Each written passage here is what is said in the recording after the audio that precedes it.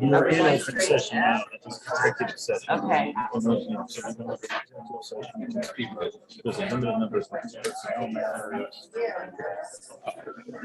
Everybody ready? 1, 2, 3, 4, 5. Six. Where is he? He's on the list. Yeah, okay. All right, so we're going straight. No. Okay, we'll reconvene in the open session.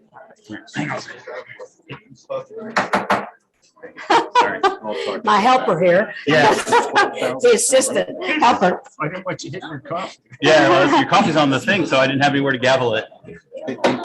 There we go. Okay, we'll reconvene in the open session, and we have no action from the executive session. And we're going to move item F up to the next discussion. Discuss and take action or pass on any of the following.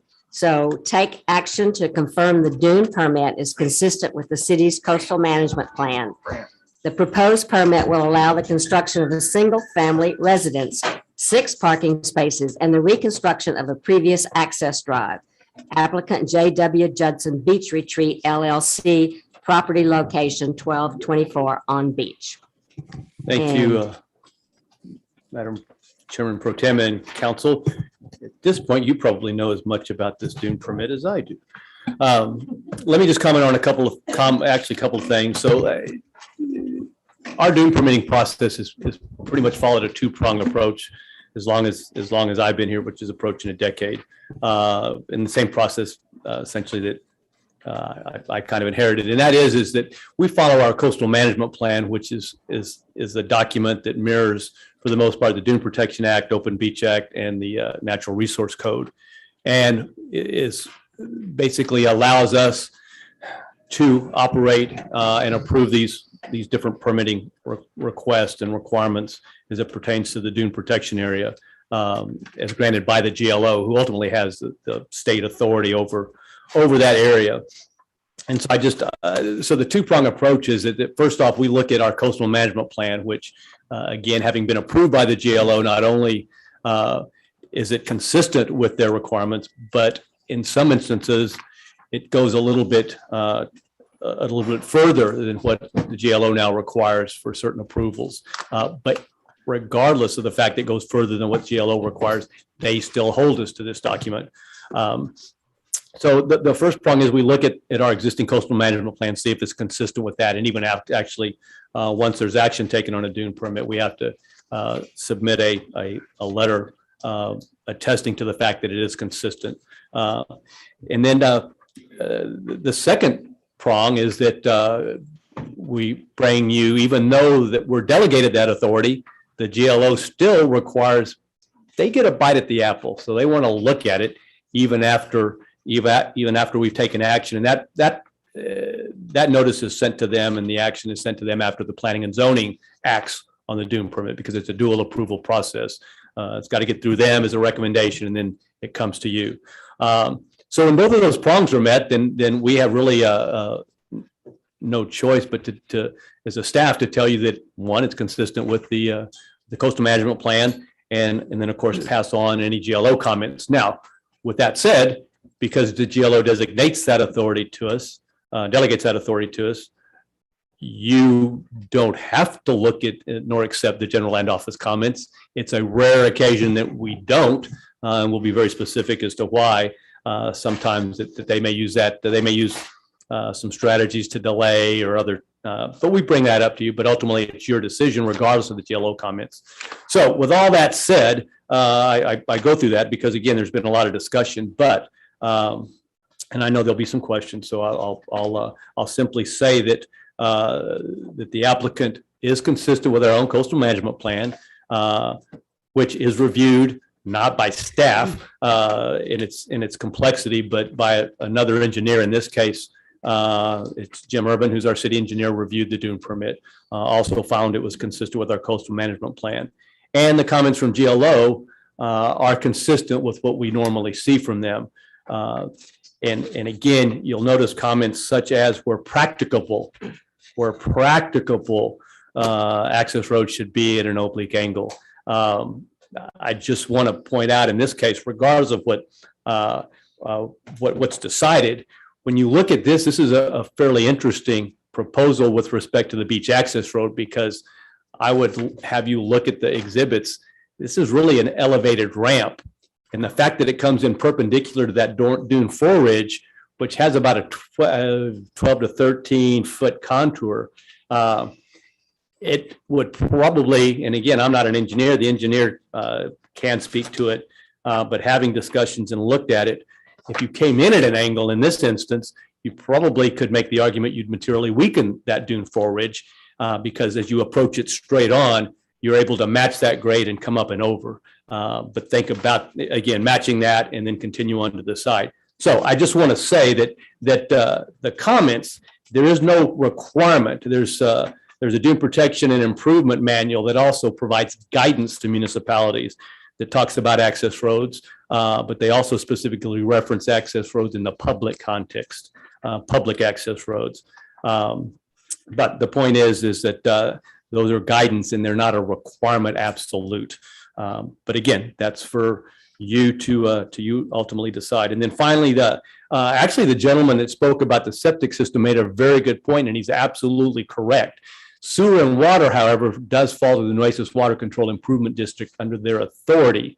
And so with the dune permits that in the past we have historically approved that does require a septic system, I can tell you that the water district's proposal, and again, our coastal management plan does not prohibit septic systems. The only comment that you see in our coastal management plan is a requirement that it be placed landward of the structure. They can't be placed seaward. But beyond that, the water district not only required, the water district is delegated the authority through TCEQ. They have to follow the TCEQ procedures. They are held accountable. Water district is held accountable if they were to do something not consistent with that. And on top of that, they require not just, as the gentleman indicated, there's a lot of different people that can put in a septic system. The water district requires that there be a sanitation engineer that design and submit to the water district before they approve it. My point is, regardless of what happens with the dune permit, that doesn't guarantee that the water district will approve any type of septic system. There's a lot of requirements that there be enough land separation for the laterals and a separation between the laterals and the well to even facilitate that. But finding septic systems and wells in a dune protection permit is not unusual. It's not unique, and they have been approved, again, given those pretty significant and robust requirements. With that, there's probably questions. So like I said, I'll conclude with staff recommends approval. It is consistent with our coastal management plan. And the GLO's comments are fairly standard, although numerous, but they're standard comments. And so we take that as the GLO's approval as well. So with that, I'll entertain any questions you may have. I don't know if the applicant's engineer is here. So the applicant's engineer is here, and I believe our reviewing engineer, Urban, Stephen from Urban is there. So you have the two experts, both that have prepared and reviewed the dune permit. I have some questions, but I think I wonder if we should let the people that want to speak first and then ask questions. I'd like to, yeah, but I mean, you guys really need to get to your discussion on this. I think you can bring them in, but. Because there were two people that wanted to speak at this time. And then we can ask questions. Okay, Jana Orsinger. Good evening. Thank you for letting me speak. I'm Jana Orsinger. I'm co-owner with my husband of Beachhead 304, which is right out there, right at the tip of, that's the one. Well, Right there? no, it's the one right next to it. There. That Oh, one, oh, that one. No, yes, right. That's 304. All right. Okay. That whole area was underwater for 6 months this year. This year? This year, from May 1st through October. It was, there you go. I mean. Oh, that's post Harvey. Sorry. Well, that's similar to it that, was right? similar Yeah. to that. So all that area where the septic field could potentially be located is all of that. Well, maybe. But I'll tell you what, if the water comes up any higher, you're going to have the biggest, nastiest mess in all that area. So that's just, it's a sanitation nightmare it's keeping me up at night. But anyway, I have one other thing that I came across last night when I couldn't sleep. And I think I'd just like to offer it to everybody as, look at that. That is a little pocket of paradise. It's so beautiful out there. It looks like scrubland and it's ugly. It is full of life. It is absolutely pristine and beautiful. This is what I want to read to you. It's very short. We preserve pockets of nature in urban centers and larger expanses in national parks because of the magic we feel in its presence.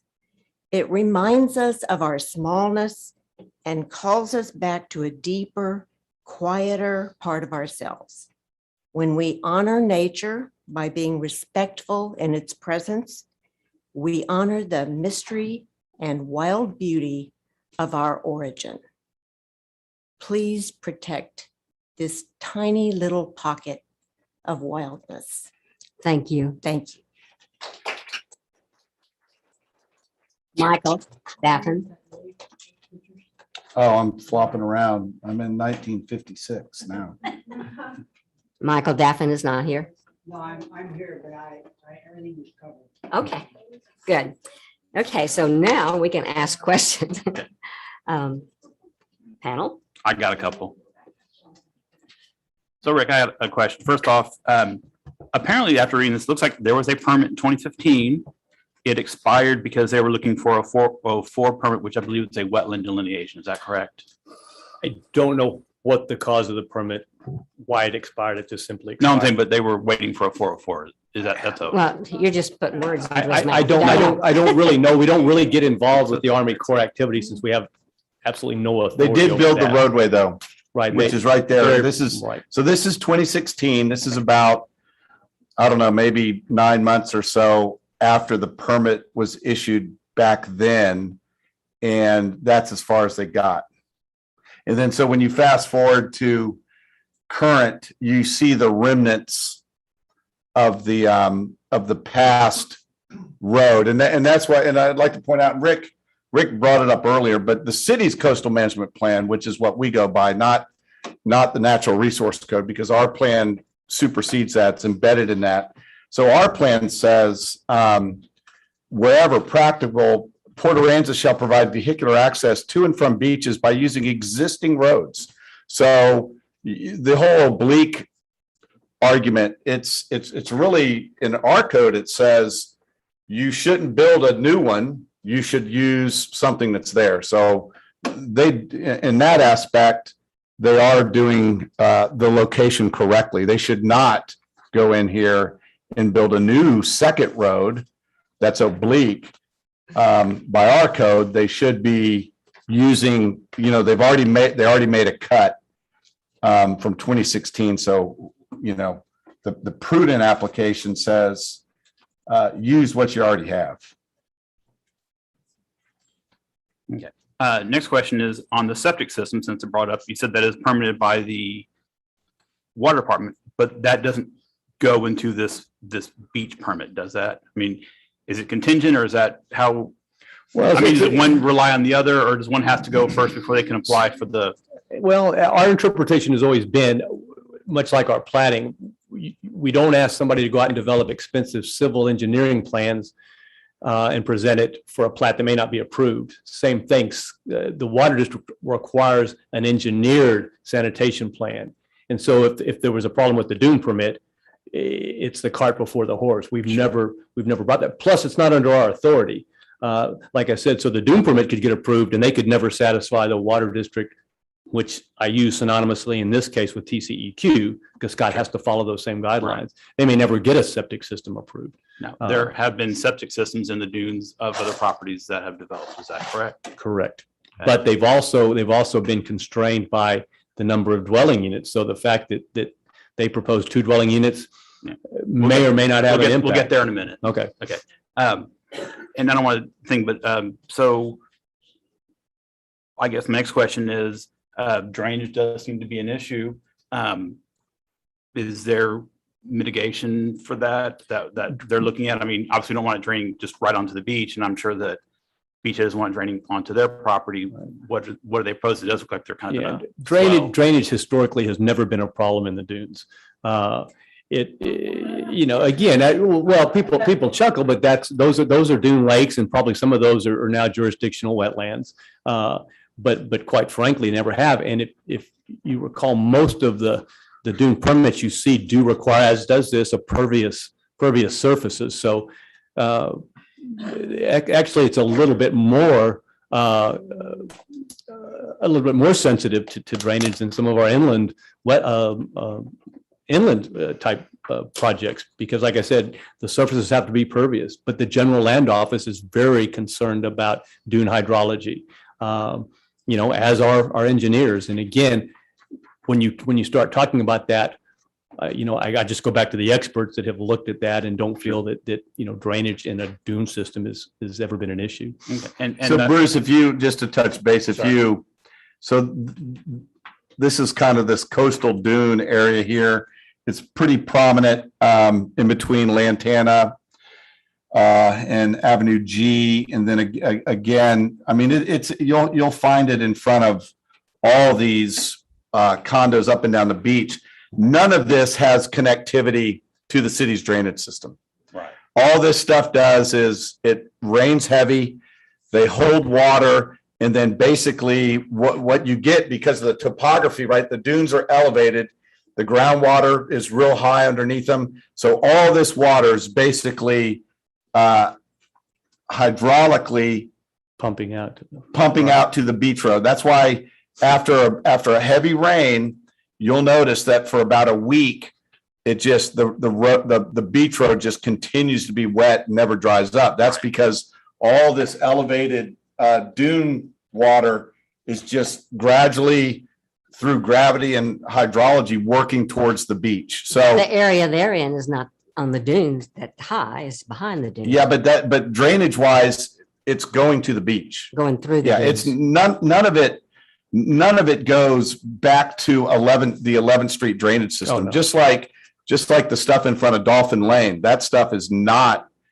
never gets to the city's drainage system. It either waits for eternity to just percolate down, or it seeps to the beach. But that's the direction up and down the beach. It is all going this way. So we would not, from an engineering standpoint, for this particular house, we wouldn't say, hey, how are you getting your drainage to 11th Street?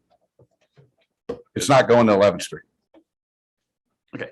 And one more question, maybe you can't answer this. I believe one of the comments at the last one before this was tabled was that Beachhead, I believe, homeowner association or one of those members said they were going to meet with the owners of this property to see about using their existing access instead of going through the beach.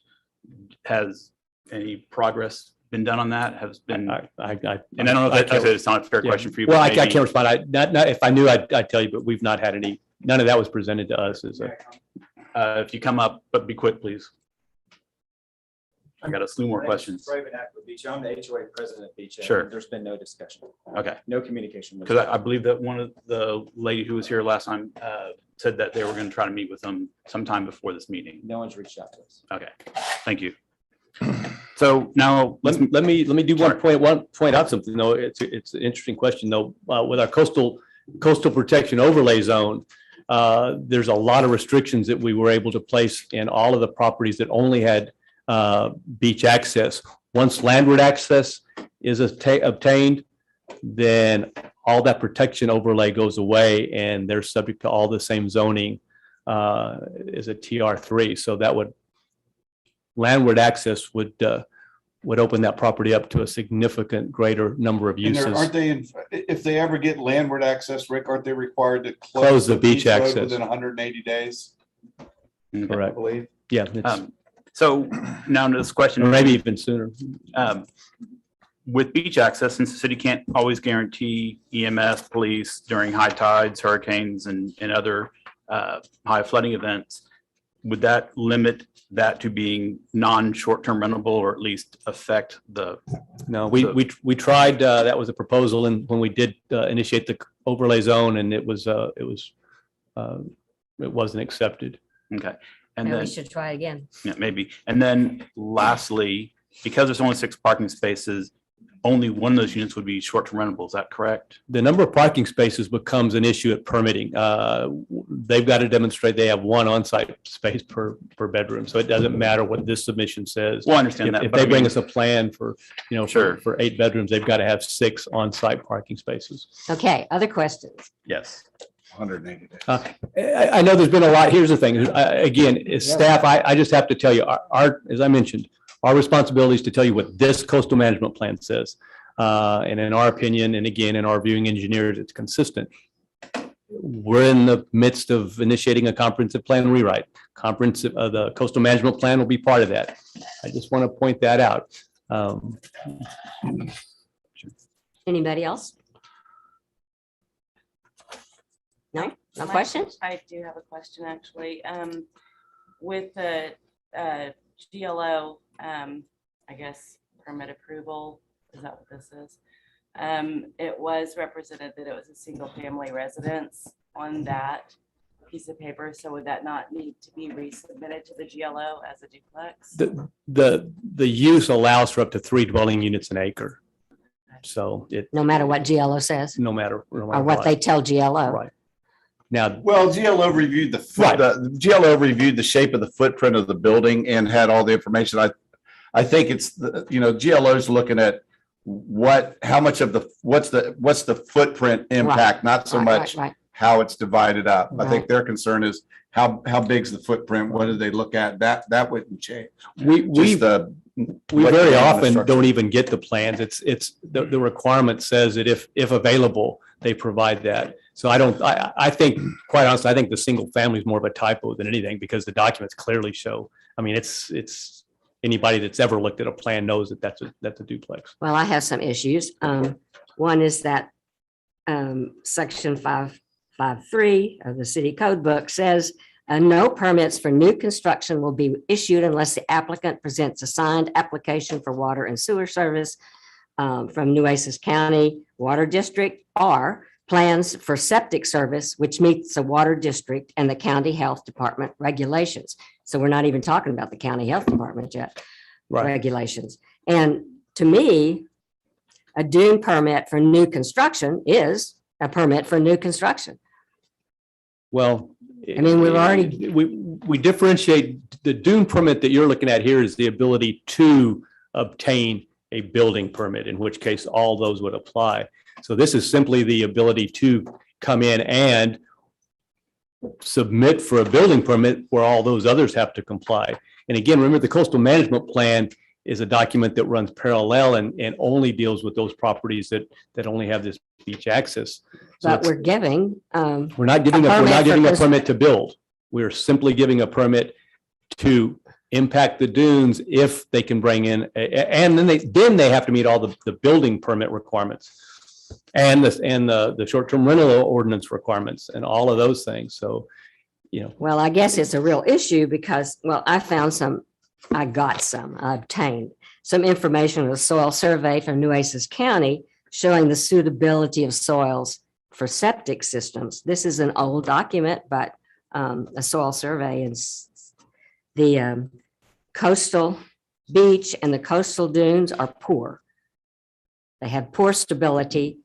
There's flooding, and the topography issues all make it a very bad place for septic systems. right, which is why I was very clear to point out they have to meet TCEQ standards and be designed by a sanitation engineer. So, like I said, the approval of the dune permit is no guarantee that they'll be able to satisfy, And so they'll have to get plans for septic service, and they have to have water somehow.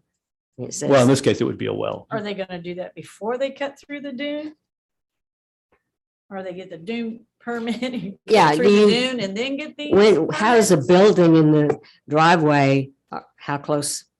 Can they go ahead and do what, the Well, Dune keep in mind permit that allows them dri- to do? Keep in Even mind, the there's, driveway is not our property. The driveway is GLO property. They've already obtained a surface lease from GLO. So I don't know that we would, I don't know that we couldn't allow them to build just the road for that matter, because like I said, that they've gotten a lease and approval from GLO.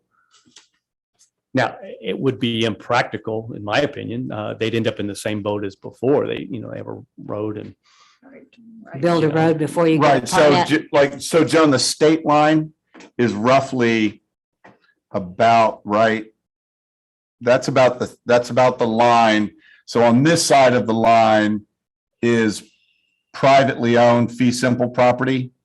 And then from this white line down is state of Texas.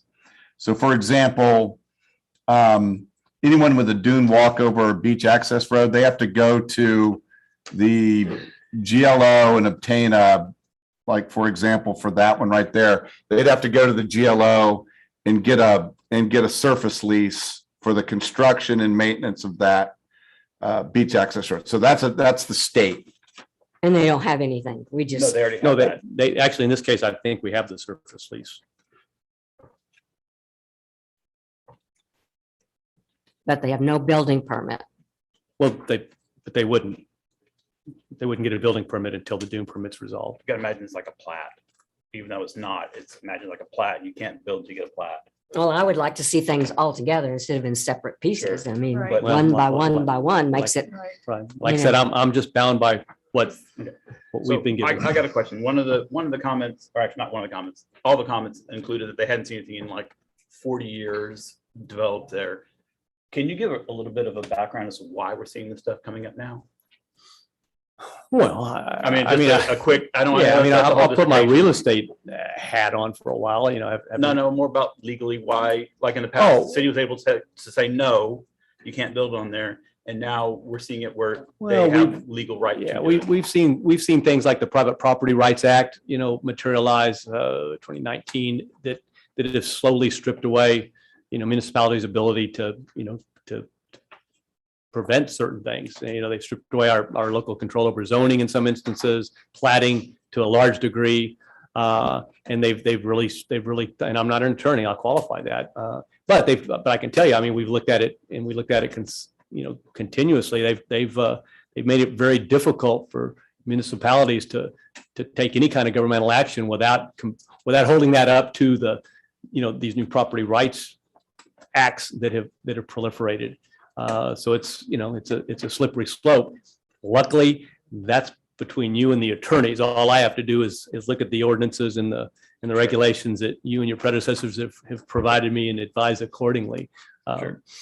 And Bruce, most of these are built out. I mean, when you look up and down the city, Right. I mean, in between Sandcastle and G, I think that's the last. I think that one right there, I think that's the last holdout. There is an acre back in here, but I think they're getting their access and utilities from Seabreeze. And then when you get past Sandcastle, this group in here, you've seen some of these have been rebuilt over the last, They're into construction now. over the last 15 years. And then when you get past there, you hit kind of from Island Retreat all the way down to back in here. I think there's just, Not a lot left. I think there's one in here and maybe one in here. So we're getting down to where there's only about 4 of these things left. Sure. And then south of 1A, there's nothing. Yeah, it's all in private hands. Yeah, south of 1A, you won't see any beach access because they all have vehicular access from the road. Sure. So we're down to just these last little holdouts. And that's Okay, one of them. no That more one, questions? I guess we'll call for the question. Okay. Then I guess just to expedite, we'll see how the cards fall. Make a motion to approve Dune permit BFDP 21-2057 as stated. Do I have a second? I second so we can get this thing moving. Okay, Councilmember Seagull, No. Councilmember Clark, Yes. Councilmember Krueger, No. Councilmember Mott, No. Councilmember Park, No. Mayor Bouillon, Is he there? Did we lose him?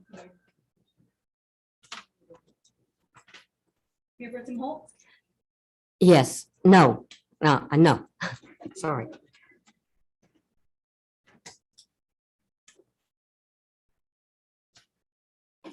Is the mayor there? Do we lose the mayor?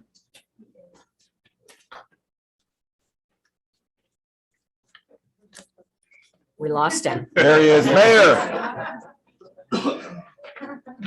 Mayor, can you hear me?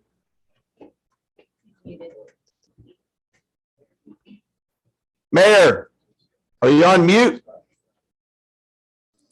How's this? There you go. Are you voting yes or no on that Dune permit?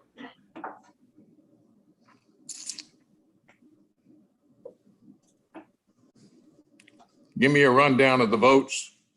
No, It's 5 no's and 1 yes so far.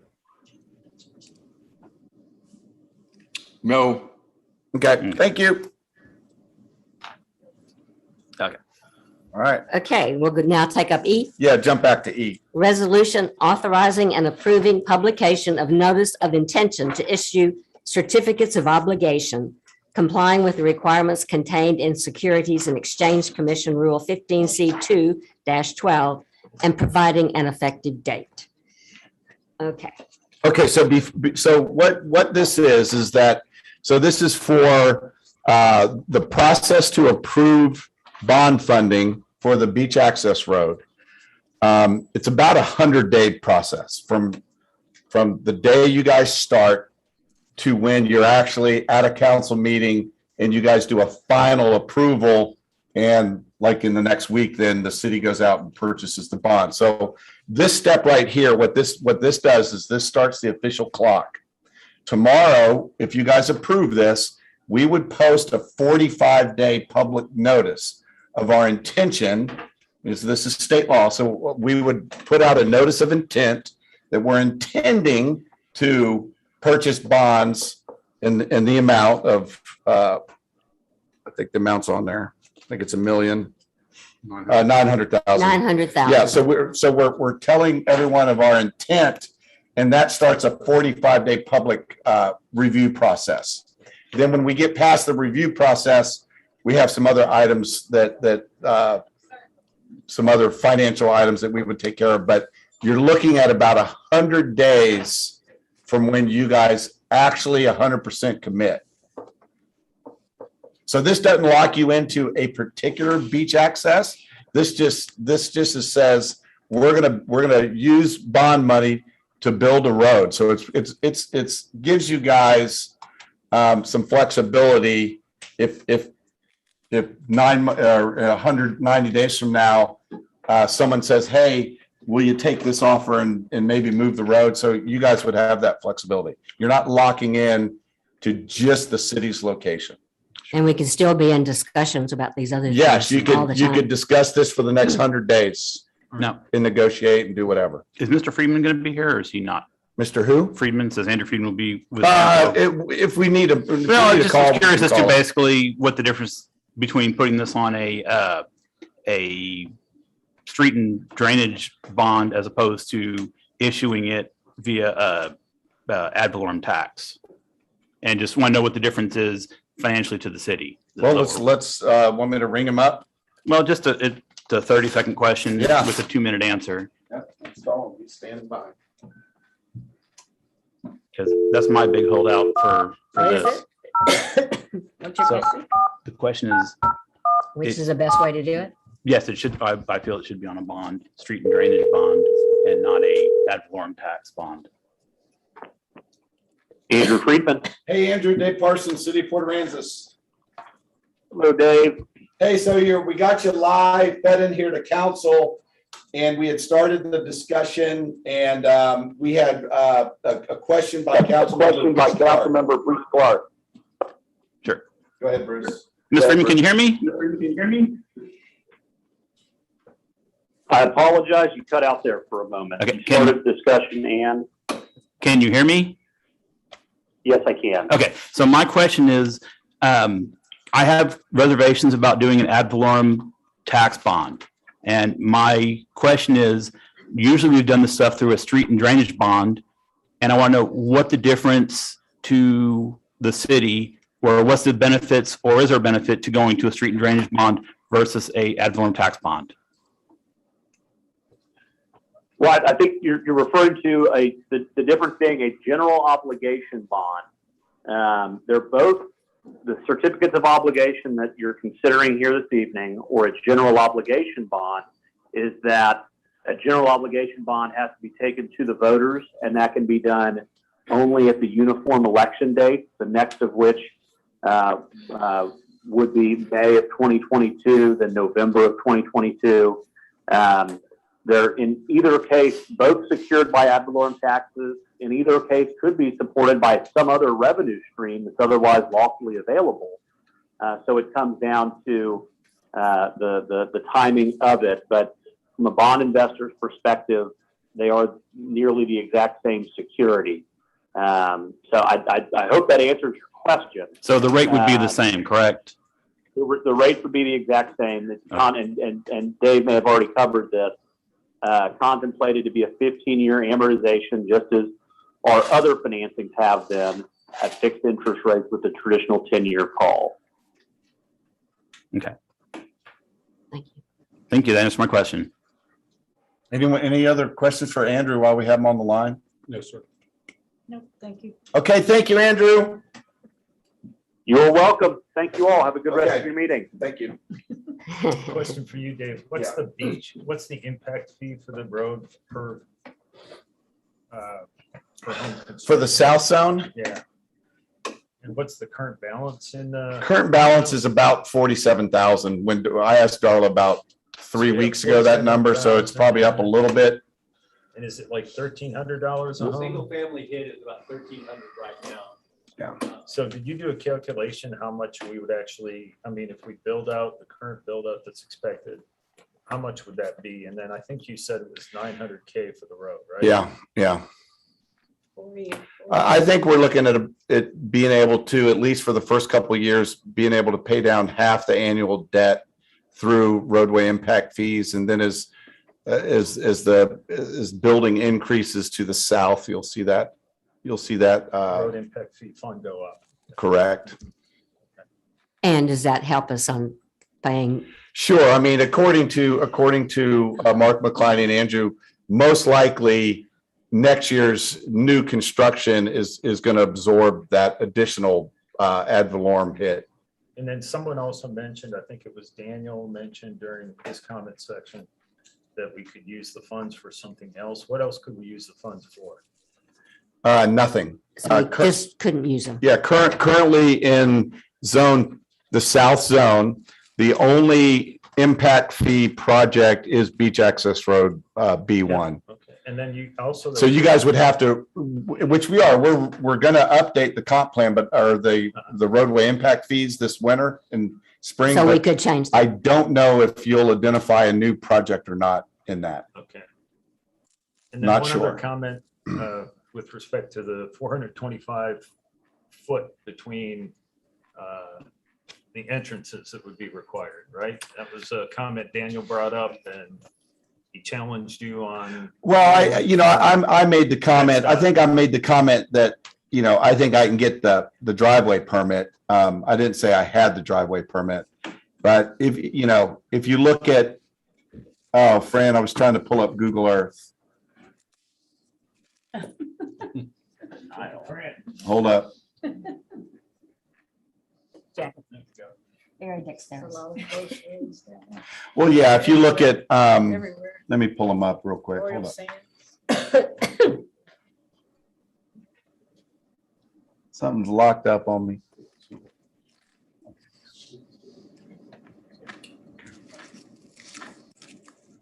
It's not doing anything. You're just gonna die. It's frozen. Open. He is. Yeah, it's not. Huh. What do you think? Help me, Fran. Is it down there? Were you here? No, that's the internet. Oh, you're here on your. Yeah, there's Google. Ah, there, something happened. No, that's the internet. Can I ask Mr. Mazak a question, or is this not appropriate at this time? No, go ahead. We're having discussion, so. Mr. Mazak, can you come up here for a second? There it is. Mazak, I'm sorry. Oh, Texas, you know. I think you're actually probably closer to being correct. Family name was Hijak, and so Was it? Mazok would be appropriate. Sure. Mazel. So my question for you is, we kind of talked to Mr. Lampkin about maybe moving the road south, and I know that y'all are pretty much dead set about this, but is he even considered that, or is that just, there's no movement on that?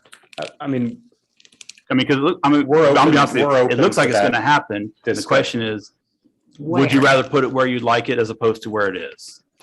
so we would be open to that discussion. I'd have to probably circle back on what would happen to the existing easement and what space would be. Well, I'm sure if we required moved for it that south, road. we would probably be, and I don't want to speak Trading for or city, something. but trading, but I think we could work something out. But that's just my question is, I mean, is y'all just like dead set, no, y'all are going to fight us in court until we're dead? Or is it like, well, you know, you see the train's coming, so you can either fight the train and get off the tracks kind of question. And that's kind of like, are you interested in negotiating, or is it just like, no, we're going to fight this till? Sounds So like they're negotiating to me. Well, that's why I would like to ask him, because, you know, I would like to see it move south, and it would make me feel better knowing that it's more useful to the city. But, you know, I also, flip side is, yeah, I mean, that was my question. Okay. Thank you, sir. well, to answer that, we'd have that conversation. Yes, sir. Thank you. I have a question also. Oh, you got one for him? Yes, yes, ma'am. Y'all were. You should here- speak into your microphones. Oh, Yeah, you Pull gotta it down. so- pull it down so, Okay, I did that a while ago, that blew everybody out of here. All right, so in this email from you, it says that basically you're gonna have a dune walkover capable of handling a fully loaded ambulance. Would it also hold a fire truck or rescue vehicle? So I would need to get the weights on those. I don't think that the one that we have today is probably capable of carrying that fire truck, particularly if it's got any water on board, or, I mean, that's a much larger Yeah. vehicle. The one that we have not yet built, we have the option to build it even stronger. So the type of roadway or the type of construction that was used for our current dune walkover is similar to what's used for a timber bridge. I'd call it right now a light duty timber bridge, but we could go and build a walkover that is a full on timber bridge and could handle that. So if there's a perceived need for that, we can certainly look at that. I don't know what the weight of those vehicles are, but it seems doable. So did they already take an ambulance over there? No, we haven't taken an ambulance over it Oh, yet. okay. I What was we did do confused. was we built It's like, like a are you already PVC doing it? model of the ambulance to make Yeah. sure that it can traverse and make those turns without colliding with the walkover, and that it's Yeah. not too steeply like curved to do that. Okay. But getting back to your question, Bruce, just for example, distance wise, you know, El Cortez, 216, Beach Walk to El Cortez, 240. Yep. You know, so it varies. You know, here's Mustang Royale, 228, and then you can find even smaller examples if you. Here's one right here. Just These are roadways. yeah, on the these are highway. roadways just past Meridian. 173. You know, so it you know, it's a hodgepodge. It's not an exact science. TxDOT's, to my knowledge, you know, not, you know, I haven't heard of them, you know, giving like ultimatums like, no, you don't meet a certain number. We're not giving you you know, we're not giving you No, I'm gonna tell you text that lies. I'll tell you yes, and then you just never get it. At least that's been my experience. David, if it's possible, could you show the property south of North? Yeah, again? you bet. I Yeah, have and that one or was two even more- closer. More considerations just as like, and we can certainly have this conversation. In the Yeah, future, this but is- that does a good example. If you'd back out real quick. Yeah. So as you can see, those kind of So the wet road's right areas. there, Correct. right there, 40 feet right down this line. Right down my kind of messy line. It's kind of where the Right. grass seems to be mowed there most of the way. That's a secondary access for Cinnamon Shore, correct? Well, Primary access is The north of that. Are you talking about the road next to it? Yeah, Well, it was actually the first access that was built there. currently it's a secondary access. It's not used very much. It's used a lot by the residents. It's not really the one that we would say is public facing. It doesn't direct you into the heart of the community where like the retail or restaurants are. The heaviest traffic is on the one further north. Right. For those that are coming in or looking Yeah, to this one explore here. the community, that's certainly the entrance they typically take. I and a lot of residents probably swing into bent grass because we can sneak in there a little bit easier. And it's the one that doesn't flood. Whenever there's heavy rain or water on the highway, that's the higher side of the property, and that's the one that's not got water over the roadway. So the wet areas on that property, though, to the south, I just wanted to mention if we do discuss relocation of the road, there are some challenges with some already committed conservation areas. So we'll have to just evaluate, how we can handle that through those areas. Right. Well, my question was, were you even willing to, is that an option? And yes, it is. So we'd like to work with you on that at some time in the future.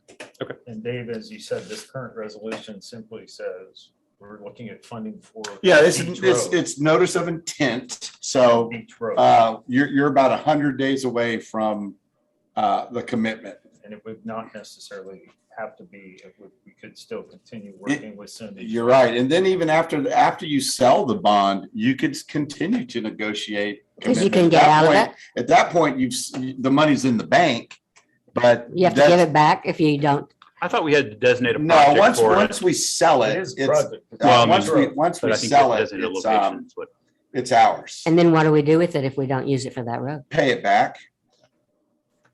Sure. Well, I just thought we had to designate, and not yet, but once we got the money, we had to designate like a location. And the example was, the softball field. We designated that. We couldn't use that money to then go buy property somewhere else. Is that correct? I don't think that's correct. No. Okay. I mean, the language is to build a beach access road. Okay, let's Yeah. call the question. Yeah, let's keep moving. Got it. Thank you. Thank you, sir. Any? I'm calling for the question. She's looking for a motion. Mhm. Then I motion to approve. I'll second. Yes. Councilmember Mott, Yes. Councilmember Clark, Yes. Councilmember Krieger, Yes. Councilmember Clark, Yes. Councilmember Seelow, Yes.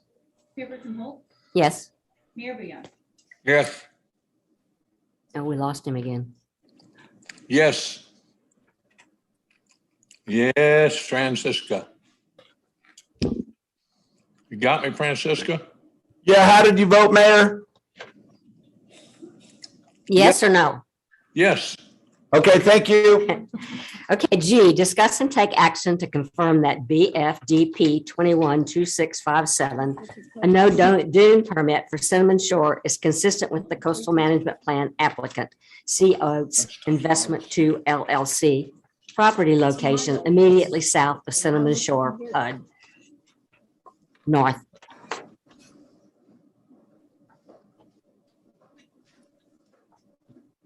And you're going to talk about this, I guess. Yeah. Since we've lost the actor. Right, so that's in your packet. If you look at Mhm. this one here, this kind of explains that's the best explanation. So if you, Fran, can you put me back up on Google Earth? Yes, we're gonna lose Mayor because he won't be able to hear anything. Yeah. All right, let me just switch back to me real quick and then flip back to the mayor so I can just show them where it's at city-wise. So just south of Cinnamon Shore North, this tract of land right here basically goes from approximately, I think, right in here along this mow line down over and then up adjacent to the city's 40-foot right of way. So that's the area you're looking at. So what they're doing, what this no dune permit establishes, and I'm just going to try to kind of just draw it in as best I can, but that shape kind of does this. And basically what this is doing is this is saying the mustard area, which is in this picture, you guys. So all of this stuff on this side of that line is within 1,000 feet are not critical dunes. So if they want to start mowing, if they're running a tractor and mowing and making hay and scratching some dirt around, this permit would allow them to do that. Well, this permit says, so if we see them down the beach and they're mowing this and we're like, hey, are you guys in the dunes or not? And they say, well, we delineated it and we're not in the dunes. And our response might be, well, prove that you're not in the dunes. This is what this application is. So this is a no dune permit proving up where the delineation line is of critical dunes versus no dunes. So. And there's the engineer.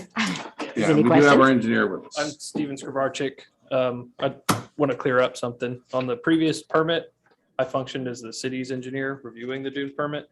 I functioned in a different capacity on this permit. I'm the applicant's engineer, and there's a separate engineer who reviews it from another engineering firm. Just wanted to make that clear. Okay, thank you. This is the And- submitting engineer.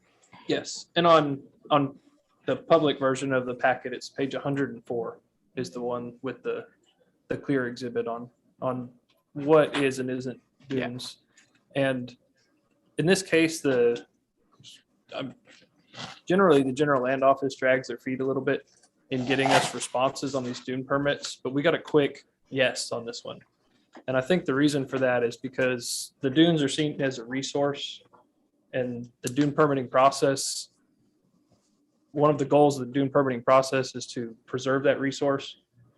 And in some cases, we cause impacts and mitigate for that, and usually over mitigate compared to the calculated impacts. But in this case, we're just identifying a resource, making it clear what is and isn't the dunes, so that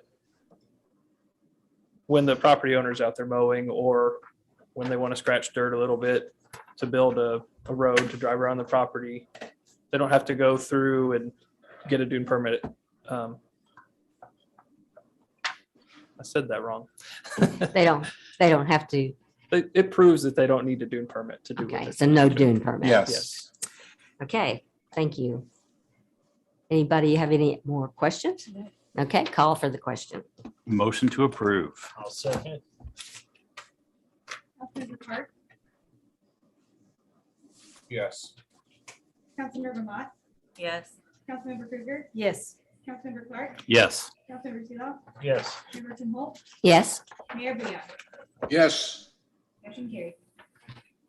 Can you H, go back to me real quick again? discuss and take appropriate action to confirm that BFDP 21-2663, no dune permit for Palmilla Beach is consistent with the coastal management plan. Applicant KM Beach LLC, Harry Ben Adams IV, property location Palmilla Beach, HUD. So just to cue this one up, you guys, this thing sits right south of south of the golf course. And it kind of, I'm just schematically drawing it in here, but it goes back and forth, but it's the same thing. It's a delineation line establishing the critical dunes from the no dune area. So the mustard area being no dune, yellow being critical dune. And you're the engineer on this too? Submitting engineer? Yes, I am. And ditto. It's a very similar application. The goal is to define the resource, and I had the page number. I think it's 120 of the packet. That is the meat of the due permit. Any questions? Well, I'll call for the Motion question. to approve. Second. Councilmember Clark, You say Clark or Park? Clark. Yes. Councilmember Krueger, Yes. Councilmember Mott, Yes. Councilmember Park, Yes. Councilmember Seeloff, Yes. Chairperson Holt, Yes? Mayor Beyond. Yes. Motion carried. Thank you, Council. Thank you. I is a final plat 212697, the Eskridge subdivision. Blocks 1, Lot 1 through 11 being a replat of Lot 4, Block 1, Ponton and Herman addition, a map of which is recorded in volume 64, page 42, the records of Nueces County, Texas. Applicant Shadhardi and Patel Properties LLC, location 1960 Highway 361. Okay, so just down the highway, just north of the Cody's property on the other side of Pleasant Valley is this tract of land right here. And that's what you're seeing in front of you today. This is just we haven't seen one of these. This is just a standard city plat with the new lot sizes. So it's the new 5,000 square foot minimum residential lots. And those form a line right along there. So those are the 5,000 footers. Now, the one thing I would like to add on to this is we can't condition plats, but just to let you know that the lot 11, which is down here on the end, he'll have to pave this last section of right of way before he can build. So, But that'll be a staff thing. so is that a city? Yeah, that's a city road, and So, I mean, we'd be responsible for it, right? well, once he builds it, Right. but it'll be up to this owner, whoever is the owner here. After this plat, he's on the hook for building that. It's about 100 feet. He's got to build all the way to Howard, correct? Well, yeah, but Howard was extended Right, by the water district. but it was also closed going, not Howard, but the, Oh, yeah, that's right, to that room. it is closed going the other way. Back to Pullen. Yeah, so basically that's going to be. Oh, you mean back to this way, over Yes, here? that- Yeah. They closed that, but so he would have to extend Right. basically to Howard. Yes, he's on the hook for this. It's about 100 and, well, here, let me tell you. So whoever ends up owning that's on the hook for, well, I take that back. They technically, by code, don't have to build that part that's not in front of their lot. They really just have to build from here to there. And then we, So it's about 93 feet. And then we build the rest. But you can't condition a plat, so. it just No, you have- can't condition it. I just want to let you guys know that lot 11 is on the hook for finishing that road. You can't stick that to the, No, you can't, because you guys can't condition a plat. sure. You can only approve it the way it came up from PNC. But we'll be conditioning it Absolutely. on the staff level. okay. Okay, we'll call the question. Motion to approve. I second. Councilmember Seeloff, Yes. Councilmember Park, Yes. Councilmember Mott, Yes. Councilmember Krueger, Yes. Chairperson Holt, Yes? Councilmember Clark, Yes. Mayor Beyond. Yes. Motion carried. Okay, J, an ordinance is first reading approving CCR 212694, major amendment to Cinnamon Shore 2 Planned Unit Development PUD by adding the two lots that separated the Memories and Traditions communities, which were lots 12 and 13 of Mustang Island in volume 38, page 130 to 131 MRNCT. So into the PUD, and having the areas become part of the Traditions community, accepting the planning and zoning final Commission's final report on ZCR 212694, providing for the validity of said ordinance, repealing all prior ordinances conflict herewith, and providing for severance reading and effective date. Okay, so if you're a Google Earth buff, like myself, Yep. and you ever look at, hey, what's going on in town? So here's an aerial from, it's not too old. It's About 2020 of Cinnamon Shore South.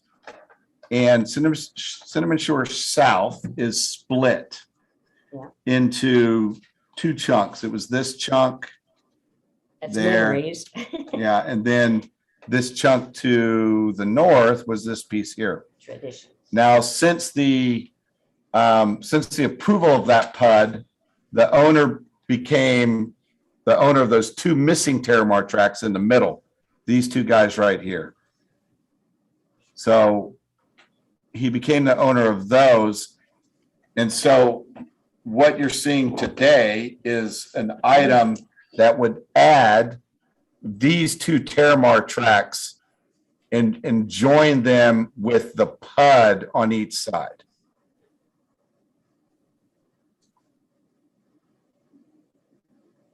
So basically you get, you're adding those two Terramar tracks to the PUD. Is there any reason not to do it? Well, if you said no, then they would come back with here's kind of how I kind of played it out. If you said no, and you said, I'm going to force you to just do a regular subdivision design. And I went back and looked at the plat. Most, not all, but the majority of the lots on either side are pretty close to 5,000 square feet. So you could force them to do everything at 5,000 square foot. But the negative side would be you'd also have a bunch of city right of ways down there that we'd now be on the hook for, which I'm an advocate of the PUDs having private streets because they're on the hook for their water and sewer and drainage in perpetuity and not the taxpayer. So that's a huge benefit for the taxpayers. All these PUDs to the south have private streets. And if you might not see it, but I've been here going on 17 years. Asphalt has a lifespan of about 15 to 20. And the roads that we built when I first got here, they're beat up. And guess what? It's time to rebuild them. Yep. So you And when is eventually, that going to start? I thought we had something. well, we've been talking about a road bond and some other stuff, but What about the width of the roads between these, Dave? Could there be a distinction? you mean it like if we said no and they had to regular plat it, they would have to plat to city standard roads. And the current width of the roads and the memory? Ooh, geez. 20 or 24? Here, let me zoom in and I'll tell you. I know the man who knows. Here comes somebody to talk to us. Did you say, was it? They're Just making like, it up for again. example, like this one right here, I'm zoomed in on. So that entire, oh, wait a second. Hang on. That's okay. We do. Dave needs a TV. So- City budget. For example, like this, I got eyes in the back of my head. so David, if you look at that profile behind you, that's a street profile. And in this profile, the asphalt section is the fire access lane. So and then this area over in here is on-street parking. So like, for example, a car can't be out here. A car would have to be, in this paver area. Do you know what the width is right there? Here, I let think me it's tell you. 20 feet or 21 It's 20. feet back to back. So So it's a But, little- but little if you look at narrower, where the parking area is, it's 35 feet. yeah, because 7 is. So like if you have, which is good because like, for example, if you have a car parked here, Right. then across the street, the car's parked way over here. And you have a distance of about 18 feet in the middle. Whereas on a city street that's 28 foot back to back, like on Station Street. But I couldn't get by Station Street because there were trucks there and things were I parked know, there. but that's the And so I had to state. stop. Yeah, but the state doesn't require a street like that to be a fire lane. So on Station Street, that's 28 foot back to back, if you have two trucks parked on each side, you've just Okay. lost 14 and a half feet. Yeah, I had So to now just sit you're, there and now wait. you're squeezed down. So have you and Rick talked through the emergency access on those roads? Do you have concerns? Well, we Viewpoint. we keep getting back to, and we brought him here, was it last month? Our fire guy. Yeah, so this would be red stripe, correct? So we're talking about a red stripe program and how to kick it Right, off. So but- we're but this starting would be to, Red stripe, correct? Because it's, I mean, because you've got parking. On PUDs, can you tell them to red stripe? Yeah, yes, you Yeah, can tell them to we red could stripe do it. that. And yeah, I mean, I I mean, think that that, would be my only concern with this entire. It's, proposal. it's good when you have these cutouts like this. Right. The problem that we get to in some of the PUDs is where you don't have the cutouts and you have a street profile like this. This is where we're having the biggest problem. So where you have a street that's 24 foot back to back and it's not striped and you get a truck here and then you get a truck right here, 24 Well, feet, that's just 14. like, Well, now La Jolla is that way. you're down to about 9 feet. Yeah, well, La Jolla is You're down exactly to about like, 9 feet mirror to mirror. Our truck isn't yeah, getting because through it. it's 9.7, 9.10 or something. So I might jump in. My name is Stephen Grunwald. I'm with Urban Engineering. There are like a bunch of different street sections that are a part of the PUD. And over the years, we have learned a few things. And that one particular section that David pointed out to, I don't think we have very many streets that are like that anymore. Most of our streets have got at least 20 feet of width with designated parking areas on the outside. So you're so that's the only thing I want to make sure of going forward, Dave, Steve, is that we don't have any of those going forward. And there are other sections that were, there are some lots that had just an alley on the back, Mhm. and some of those were only 16 feet wide. We understand that that's not wide enough, so we've amended the PUD through minor amendments to allow those to be up to 20 feet or greater to allow emergency access in those. So like I said, we've learned a few lessons over the years, and we've modified our street sections to where they will accommodate emergency vehicles. But Do what you y'all could have- do, David, Is is there a you way that we could, you can could do make a this? motion that says, To ensure that we have, you could make a motion to approve it. And if they have this parking style with the pop outs on the side, they either have to have that, but you would prohibit any sub 24 streets, 24 foot streets or less have Sub to 24. have the red stripe. Because we should prohibit these 24 streets are the problem. These 24 footers that allow parking on both sides should be absolutely prohibited because they just, does Pamela doesn't- allow? it doesn't give us the No, well, Cinnamon Shore. Cinnamon Shores allow parking on the road? I think that one particular street section is one of the very few that allows parking on one side of the street and does not have designated otherwise it's got islands. cars, yeah. And like I said, I think that has been seen as something we don't want to duplicate. All right. Because the cities, they're private streets, so we're kind of in a way responsible for Yes. That's why we have. maintaining because we where have people 24 park or foot don't street. park, so we don't want to have to deal with that either. That's what I want. So how can we make the motion on that then? Motion to approve, With the 24 foot, minimum 24 foot with cutouts and red striping when. well, yeah, minimum of 20 foot with dedicated cutouts for parking, but in no case a 24 foot back to back unless it's red striped.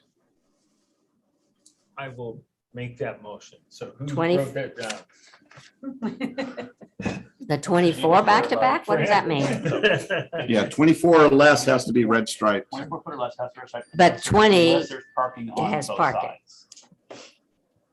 Okay, so I make that motion. To approve. Could I just for Sure. There are some circumstances where we have parking on only one side. So I was just gonna say, before the motion's made that says both sides, there's some street configurations where there may be parking on one, like the bump out parking that And the David other was side's showing Red stripe then? on one side, and then no bump out parking on the other side because there's, say, driveways or some other. And then what's the Fine. remaining Minimum travel width, way? yeah. That 20, There is no parking on the other side. right. If there's not So it's a bump out. 24 It foot? would be the same type street section you saw, but without the 20. parking on the one side. Okay, so because it's a driveway 24, may so pull if in you have a there 7-foot or- car, you're down to 16 feet.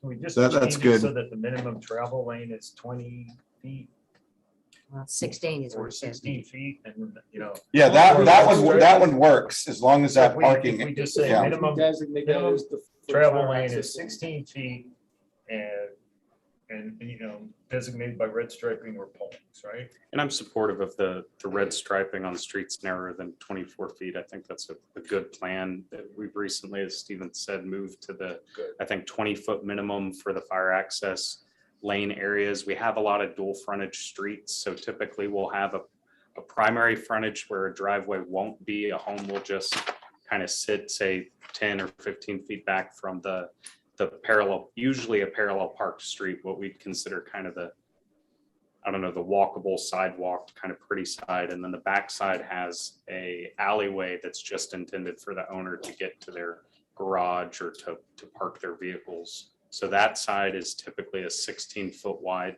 minimum width alley, but that one currently is not striped, but those would be now striped.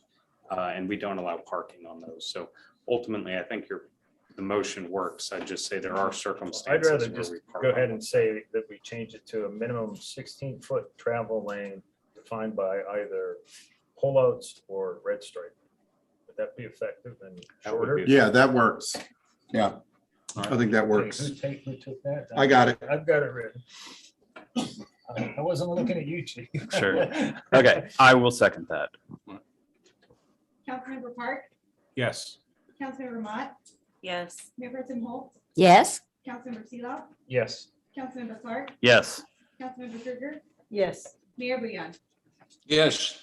Motion carried. Thank y'all. thank Thank you. you. K, a resolution accepting and approving recommendations from the Planning and Zoning Commission for a flexible unit development proposal, Flex 212645, with conditions for property known as 100 Dunes Drive, City of Port Aransas, Nueces County, Texas, as requested by Kelby McCann. Okay, this one, just so you guys know, as you go down Lantana, you see the Dunes condominium right here. Beach is right there. So this lot kind of nestles right in this area, right in here. And it has access to Dunes Drive right here. Is Kelby here or? Yeah, Kelby is here. So what Kelby presented to the Planning and Zoning Commission was the option to go with a FUD instead of the standard TR1 use. The TR1 use, if you went with the new 5,000 square foot. 1, 2, 3. He has a diagram in here where it says 1, 2, 3, 4, 5, 6, 7, 8, 9 potential tracks. It's on page 180. There are some, Yeah. the 1,000-foot line, you guys, is about right in here. So everything this direction on this lot would be subject to a dune permit. And then everything north of that line is not subject to dune permitting. He has done a wetland delineation on the property. U.S. Army Corps of Engineer did review it and did sign off on it. Where is that on the thing? Because I remember seeing it in the picture here of Where's what? where's the wetland on that property? Bruce, it kind of, I don't have the delineation in front of me, but it kind of snakes around and it's kind of a funky shape. And then there's a couple of them up on the north that are non-jurisdictional, meaning not in the jurisdiction of the core, and therefore a property owner could fill them. Sure. But the only one that is Unless we had some jurisdictional, rules. the only one that is jurisdictional is this weird kind of shaped one on the eastern portion of the property. So that one, I think he's dodged around. Shelby, I don't think he showed in any of the. Yeah, I got a national 18 permit for that. That allows. Oh, yeah, I'm just saying it's not in the packet. Right. That happened later. Yeah. Oh, Bruce has one? Yeah, I got it just here. We're looking at it. I'll give it back in a second here. So if you look at So the purpose of this for me, just so you all know, the give and take for me is we're condoed, right? Currently, there was talk about our plat. We're condoed, and so the structures are going to go up as they are, right, in the 3 lots because we have divided ownership. What we're trying to do, because say I move one day and Jerry moves one day and Zach moves one day, and it's just a condominium and it doesn't have any of these restrictions, they can take their properties and subdivide, create a further divided interest and add units, right? So by doing this, I get fee simple lots, which is what we want. We don't want to get out of the condo association. What the city gets is there'll only be 3 homes there forever. So there will be no option to add units later. Yeah. Secondly, I have a national 18 permit, which allows me to fill a certain amount of wetlands. And can I walk? I can't walk over there, but I could. From the core? Yes, ma'am. Yeah. And so what I'm doing is I'm putting my house really far to the back, right? Because you have all the dunes in front. You see the front houses over there? Mm-hmm. So the home I'm building, I'm sending it all the way to the back, right in line with that townhome area. Yeah, you're right in here's your home site. That's right. And so with a nationwide 18, I can fill up to 0.2 acres of wetlands. And so you don't have to mitigate anything right there? That's right. It's Why? just that big lake. So It's jurisdictional, isn't it? right. So with a nationwide 8, this is kind of like my thing is wetland work. With a nationwide 18, which I got approved by the GLO, I can fill up to 0.2 acres, which is a minimal in their opinion, worth of acres of a wetland. Jeez. So 0.2. 0.2. Thanks a lot. What I did is I'm only filling in 0.06. So I could have filled the whole thing, but I'm not. I'm just filling in 0.06, and that's just for my home site. So you can fill in, you got that from the GLO or the Corps engineers? The core. Okay. that's what I thought. Jurisdictional wetland determination. Yeah. Yeah. And so, but Everybody again, that fills wetlands gets that. what's that? Everybody that fills wetlands has one of those. That's what I'm saying. Yeah, they generally have a jurisdictional permit. The nationwide 18 I specific. think that's wrong. It So shouldn't be. Kelby, Yeah. real quick. So these Sure. 2 lots that are on the westernmost side. Yeah. They're over 10,000 square feet. That's right. And you're committing to what on those? So what we A single family? yeah, they're going to be single family. They're going to have an ohana, like a mother-in-law suite, 600 square feet. Right. So something you're like that. committing to a single dwelling unit plus an ADU. Is that correct? Yes. I can't say, we don't have their building plans. There will be. An ADU is up to $599. Yeah. Wait. So what? I think that their plans are, it's going to be like a 900 because it's an R2. So they we are, could do so, it. right, which Yeah. would be a separate, so that they are putting 2 dwelling units on each one of those. But one's gonna be like a mother. The mother, and that's just for the Yeah. top one. Mine won't have that. But the point is on that, like, once we fee simple this, they're going to be deed restricted to an R2. So you can't do TR hotel property, like, doing hoteling. Right. And we're going to keep them 10,000 square feet. They'll never be 5,000 square feet. Right. So and mine's 38,000 square feet. And what are you committing to on yours? On mine, I'm committing to R2 restrictions. So I can't put a hotel there. Right. Right. I'm committing to only a single family dwelling. Just And one? what's that? Just one? One single family dwelling on my property. On Right, on that ADU lot, on with- that big lot? That's correct. And a mother-in-law or? And a mother-in-law suite. That's it. I think we have ours at like 700 square feet and it'll be attached. It'll be like attached to the house with the roof line. But, you know. And that's going to be short-term rental after 5 years. Yeah, and to explain why that is, I also believe in property rights and I don't want to like pull these people's rights away. I'm moving there and my daughter's too, you know, so in 4 and 6 months, I plan on living there for the rest of my life.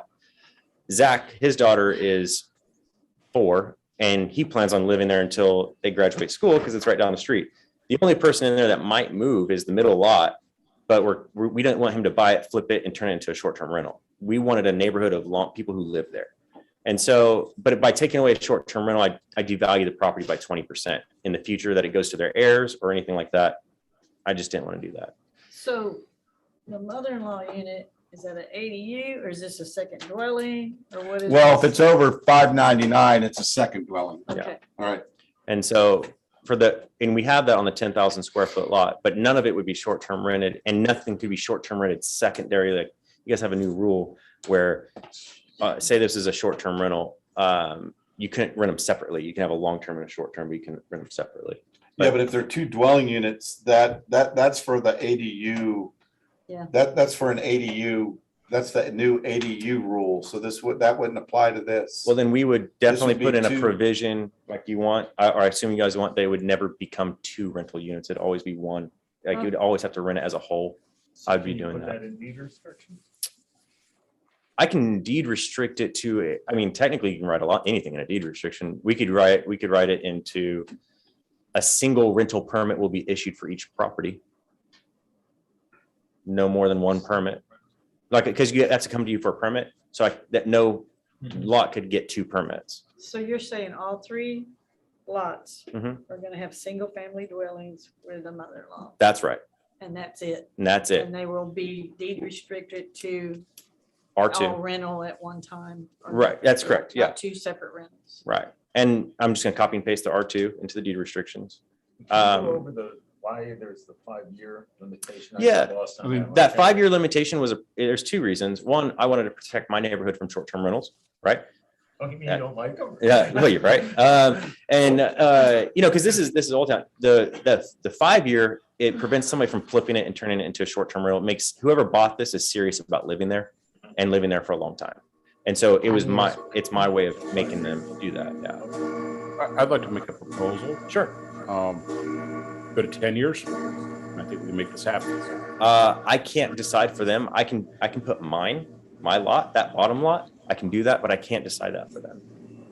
This is what we all agreed to, and I just can't. And here's the thing. Say you guys vote no. I have a condominium. It's going to be built and it's all short-term rental. One day they can just cut them off. And so it's like, I'm trying to protect this in the future. I'm also protecting my neighborhood so that I don't have a bunch of short-term rentals. So it's like, And it's we're trying super. to work with you and Yeah. protect your property Yeah. rights too. So Yeah. We understand, but we And- do want. and I we have also are property rights concerned too. about Yeah. our property Well, and so rights. I think this is great for something that could have been those 2 10,000 square foot We lots. understand how Yeah. generous you're being, so. Yeah. Can we table it and wait until we get an answer on the 10-year? Did you propose 10 or? I mean, How what do you would do want- to you'd have to go to the other 2 owners then? Right. And I can almost guarantee one of them will say no to that because they don't like to think that far ahead. You know, most people won't lease here for more than 5 years. And so I guess just. So the 2 would be short-term restricted in, right? And then 1 that would have STR in 5 years. Well, maybe. Maybe. Yeah, and maybe Zach Yeah. plans on living there, you know, till his daughter graduates. And so I think it's just, is it really is a 5-year difference going to make or break the city? I don't know. You can tell me that, but you can tell our intentions are to live there and to make it as long-term as possible without devaluing the property. And we did a lot of work on, I know you love the wetlands and I do too. I really do. I also know that if I didn't develop this property, I know the person who had the contract before me and what they were going to do. So I can tell you, this is a much better solution. So how much can you fill in? I could fill in 0.2. I'm only filling in 0.0. 0.2 acres? Yeah, but I'm only filling in 0.06. Yeah, so that bottom deep water wetland is 0.16, and I'm keeping all that deep water wetland, all of it. and it'll be protected forever, obviously, since we can't build there.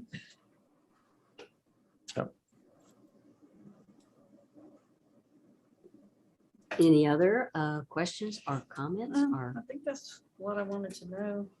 Okay, so let's call for the question. Okay, I make a motion to approve as stated.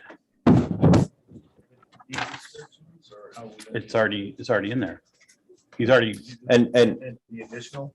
the additional, that they will be, one permit will be rented. okay, sorry, I amend my motion to also add that the property will be limited to one rental per lot. Is that correct? One rental permit, yeah. Yep. One rental permit per lot. With that, I will second. Councilmember Park, Yes. Councilmember Mott, Yes. Councilmember Krueger, Yes. Mayor Pro Tem Holt, Yes. Councilmember Seeloff, Yes. Councilmember Clark, Yes.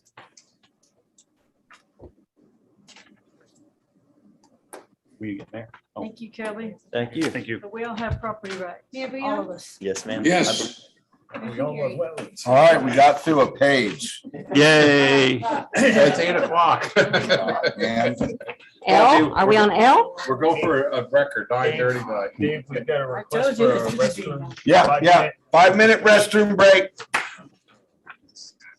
Are we calling on her? Oh, Dave.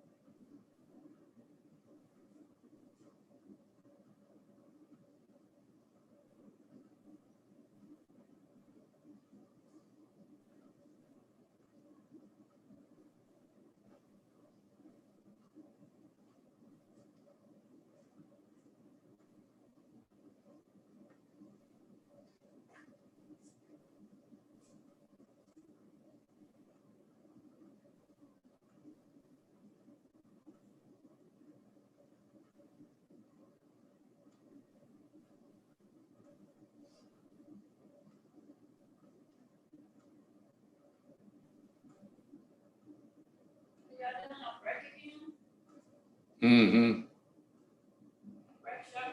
I'm about ready to break off. Yeah. what did Alan Powers speak about? Huh? What did Alan Powers speak about? You know, I don't remember.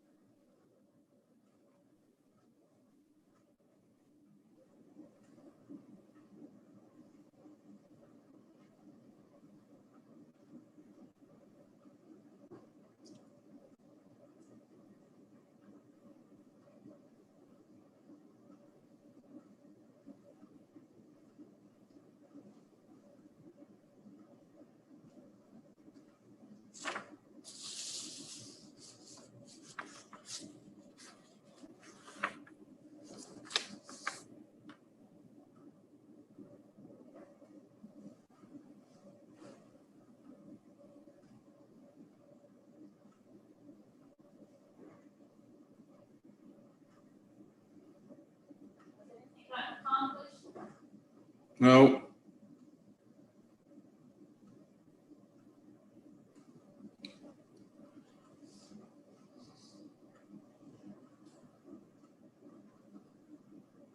Waste of time. Yep.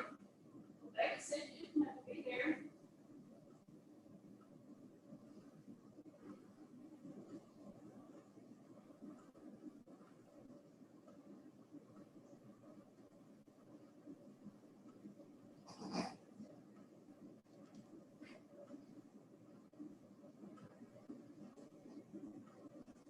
Come turn our television on.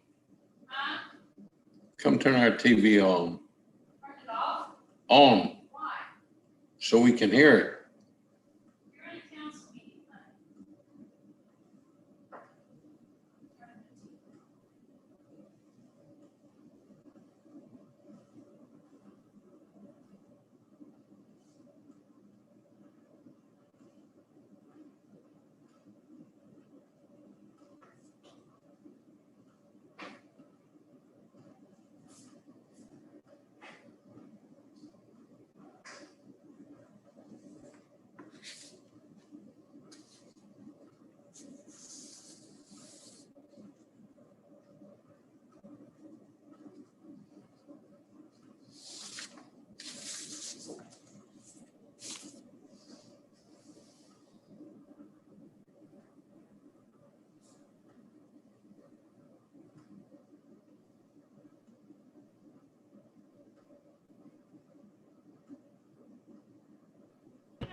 Come on, Tina.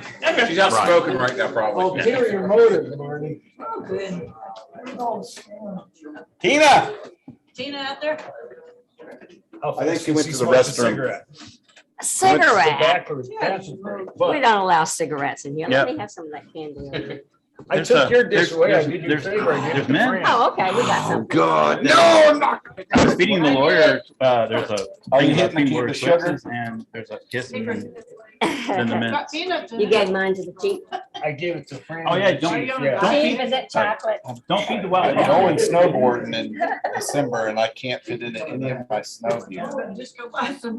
I know, that's easier, isn't it? Except this, I bought it 2 years ago and I bought extra large. I just don't feed the wild animals. And now it doesn't fit How me. much was it then? 'Cause Expensive. 50% more. They are expensive. We're gonna, All right, let's call move. the Ready. meeting back Let's to go home. order. And we need order, guys. All right, let's cruise. We're gonna Come on. move O up to the top. Presentation and update from Gignac Janak. Architects on Harbor Master Office Construction, funded by the Economic Development Administration Grant. And we'd like to hear about that. Now, we're gonna have something that's pleasant and simple and. Thank you. Come on up. Come on. Yeah, this is y'all. Let's- It's all y'all. I always tell people, if Janak. you think of cognac, Where? Oh, Janak. Oh. I could think of cognac a lot right now. okay?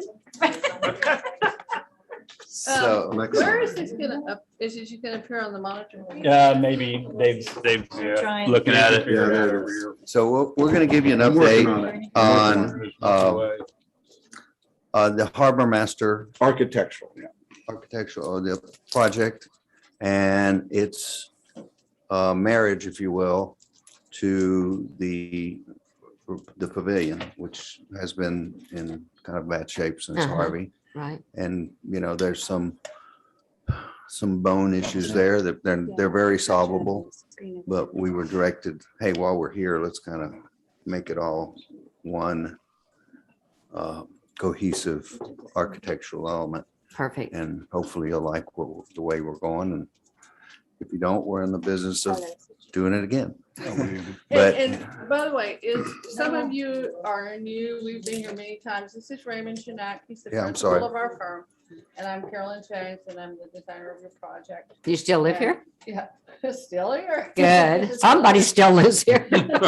Yes, ma'am, absolutely. And just so you know who we are, and as we go through this, we'll be back before you many times.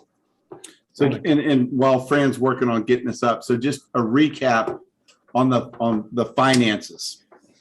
So right after Harvey, the mayor and I had a visit from a federal administrator of the EDA, the Economic Administration, which are feds. And he came down and said, he has money. What does the city need to rebuild that? Like FEMA's probably not going to help you out much with. And so we said, well, how much money you got? And he said, I can come up with $5 million. So we were like, oh, that's great. He goes, but I want to marry this money with something that is like an economic engine of the city, and possibly, one of your projects that's existing, so we can make it look like a bigger project. So we said, hey, we're rebuilding all the marina floating docks that got destroyed to the tune of about 6.8 million. He said, that's great. What can you do to add my 5 million? And we said, so we brought it to council. Council said, hey, we could use more parking because the ferry loop's going away with the tech stop project. We need a walkway that gives more connectivity around the marina, and we need a new harbor master office. So those three right there were going to be about 5 million. So we took that 5 million, and we've been kind of designing it now for about almost 2 years. And so what we're bringing to you guys is, and let me add to this, the main pavilion, which we thought got pretty beat up in Harvey, the feds, FEMA said, we think all that damage was pre-Harvey. And they kind of washed their hands and said, we're going to give you 20 grand, and that's about it. And so it has major corrosion issues. The main pavilion was pretty beat up. So council this summer, you guys selected to take some hot tax funds to the tune of 350. You guys remember? Yeah, 350 right in there with some. You guys have the ability to go up and down on that too during the year. So you guys voted to give a great makeover to the pavilion. And so when we presented that to Janak, they said, this is perfect, because right now we can design the pavilion makeover and with the brand new harbor master office and roll this all into one contract. And be cohesive then. Right. So that's what you're going to see tonight. So this is the breakout architectural renditions from our architects, Janak and Associates. Thank you. Okay, so that's pretty much all of the background. I knew this was going to happen. Just hit forward. Yeah, Okay, I here just, we go. yeah. How do I make it large, Fran? Yeah, I'm sorry if we thought it would be on the big, Yeah, hold up. Let me, where? How do I make it just go? Oh, wait, What's that funny X thing which one? on this? How do I make it go big? Don't push the wrong button. Do you Right just there. click it? That. Oh, That says black or Just leave it, that's fine. we can see. Can everybody see? Can you see? Yes, ma'am. Okay, let's go then. Can the No, audience see? No, no. No. Is it They that one? probably can't see the text. Dan, you can move up. The second icon at the bottom, is that a window view underneath see that one there? No, that's see all slides. Okay. The mic, what about Hey, the click in the center, magnifying right click glass? and see if it says full screen. What does the magnifying Click in glass the, yeah, see do? if it says full screen somewhere in there. Zoom in, see all slides, previous, next, screen, pointer options, no. Okay. What's the magnifying lens? Did you look at that? Poopy. Let's just move on. We can see it. Okay, as long as y'all can see the general, it's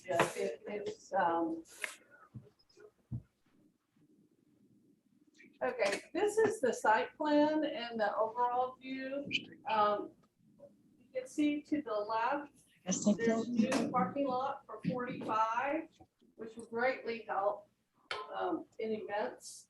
The renovated main pavilion, we'll look at the floor plans, but this is we are making some new additions, some permanent additions around the stage. The rest of it, we're doing cosmetic and structural repairs. Is that restroom gone over there? No, it's actually there. We have not received our updated survey from Urban yet. Yeah. And so this is the background that we had, but the restroom building remains. Okay. You see the new harbor master offices. That building is not attached because we don't want to attach anything. Aha, there you go. There you go. For the windstorm, but it is closely sited so that these buildings can operate together, particularly when we're having fishing tournaments and things like that.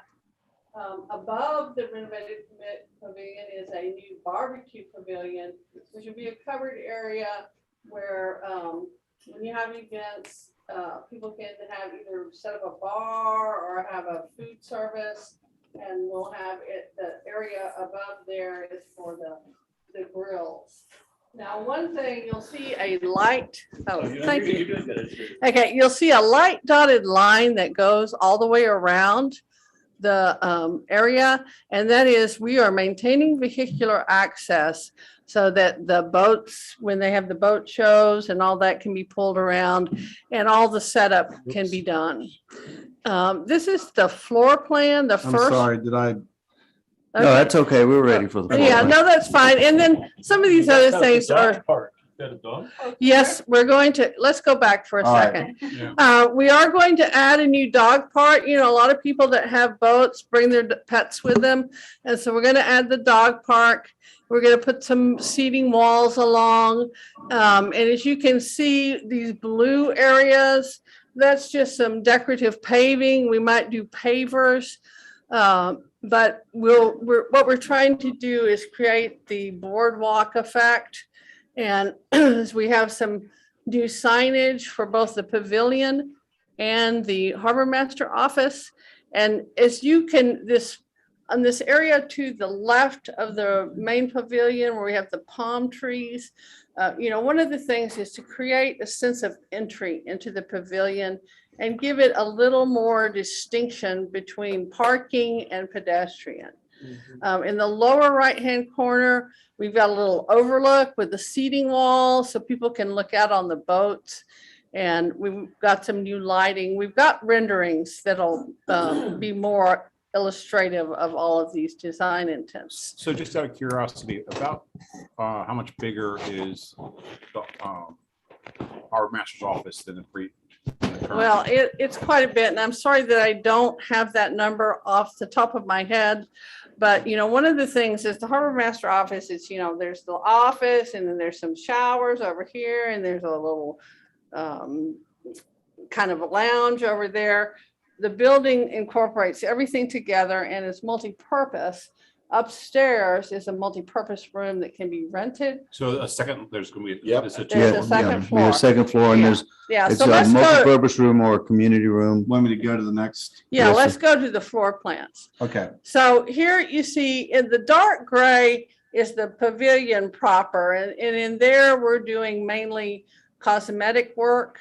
You know, after Harvey, all of the stucco has been removed from the columns. You know, the ceiling is everything is kind of a big mess. It's got better lighting too. Yes, we're gonna improve the lighting. We're going to make a more decorative ceiling, and we're going to redo all the stucco work to match the new harbor master office. The harbor master office itself, the entrance is actually on the right-hand side. It faces the docks, and you come in and you have an area of entry, and you can go to these areas in kind of the lime green. Those are all the showers and the laundry, which would be for the people who own boats and slips. The pink is the actual administrative space. That very bottom area is the harbor master office itself. You see it's surrounded by glass so that he or she has a panoramic view onto the harbor.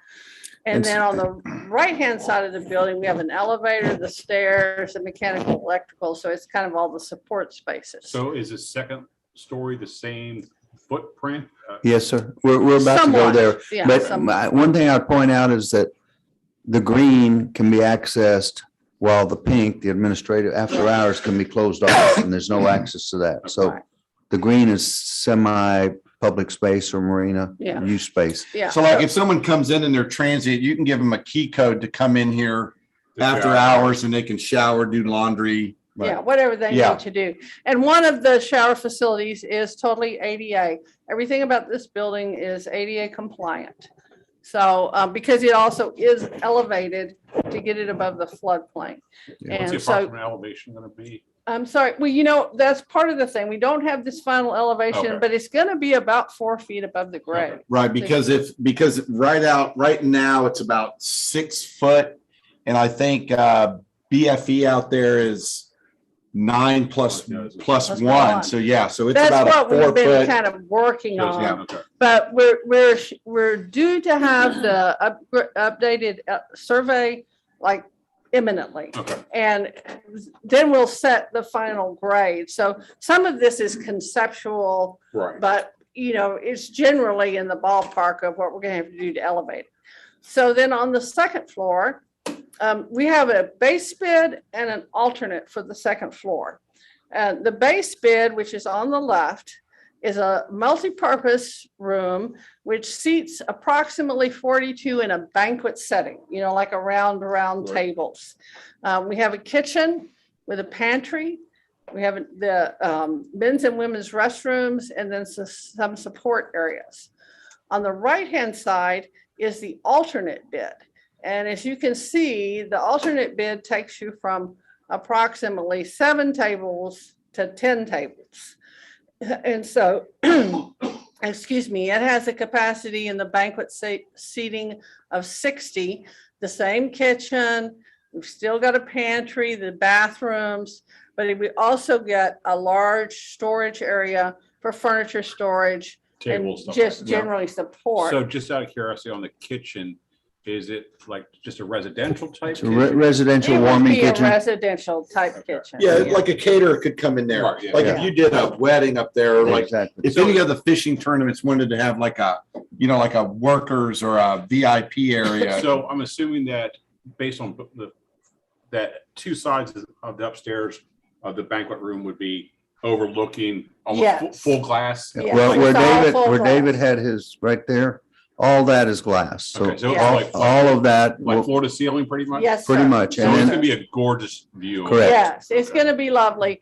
And, and then there's a patio Yeah. out front, outside. right, and towards the bottom of the page is, Right there. as you can see, is facing south, and the side with the other glass is facing east. Right. So when you see the renderings, we're gonna have shading on all of the windows to cut down on the glare, and so that the harbor master can have these full views, and the upstairs can have these full views, and not just be blasted. So Dave, this, I guess, is a question Yeah. for you.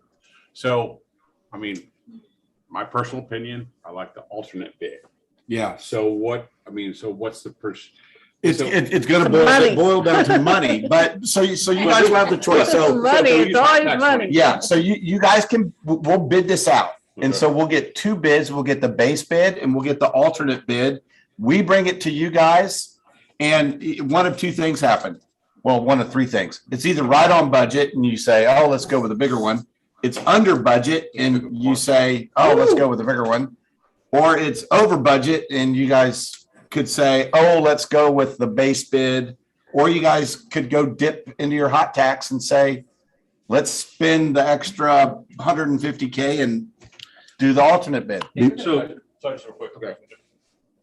We saw this, but we were trying to use FEMA money, correct? And now FEMA money was set. No.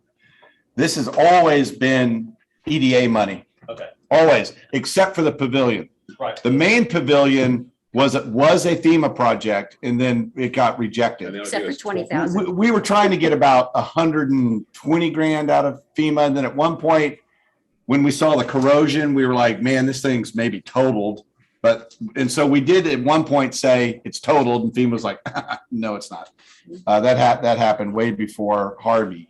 So then they really backed off and said, well, now we think we're only going to give you 20 grand. I mean, there are some serious structural issues that have to be repaired on the pavilion that we're just gonna have to do, that we don't have a choice on. And so, however it comes down after the bid, we're here, we're gonna work with you, and we're gonna figure out a package that works with what you want to spend. And just to be clear, when Carolyn says there's serious issues, they're not like serious, like life threatening. They're serious in the fact that we need to take care of them before they get worse. We spend half a day with our structural engineer out there, and these are all curable, solvable issues. And they'll be long-term solvable fixes. They have to be addressed. Right. And so as far as the alternate bid goes, besides the functionality and the additional space, it actually squares off the architecture, as you can see. Right. Yeah. Okay. Go ahead, Dave. All right, so now we'll move on to the elevation renderings. Okay, so this is a view of the, from, This would be looking, from the chili field. yeah, looking from the docks of the main entrance to the building. And the building is a stucco building.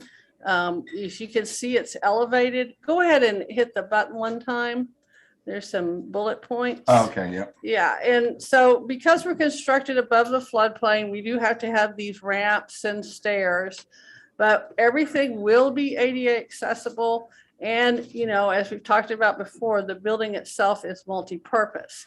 Now, one thing also is the part of the grant is this has to be LEED certified. Yeah. So as you can see, all of the glass has got shading devices on it.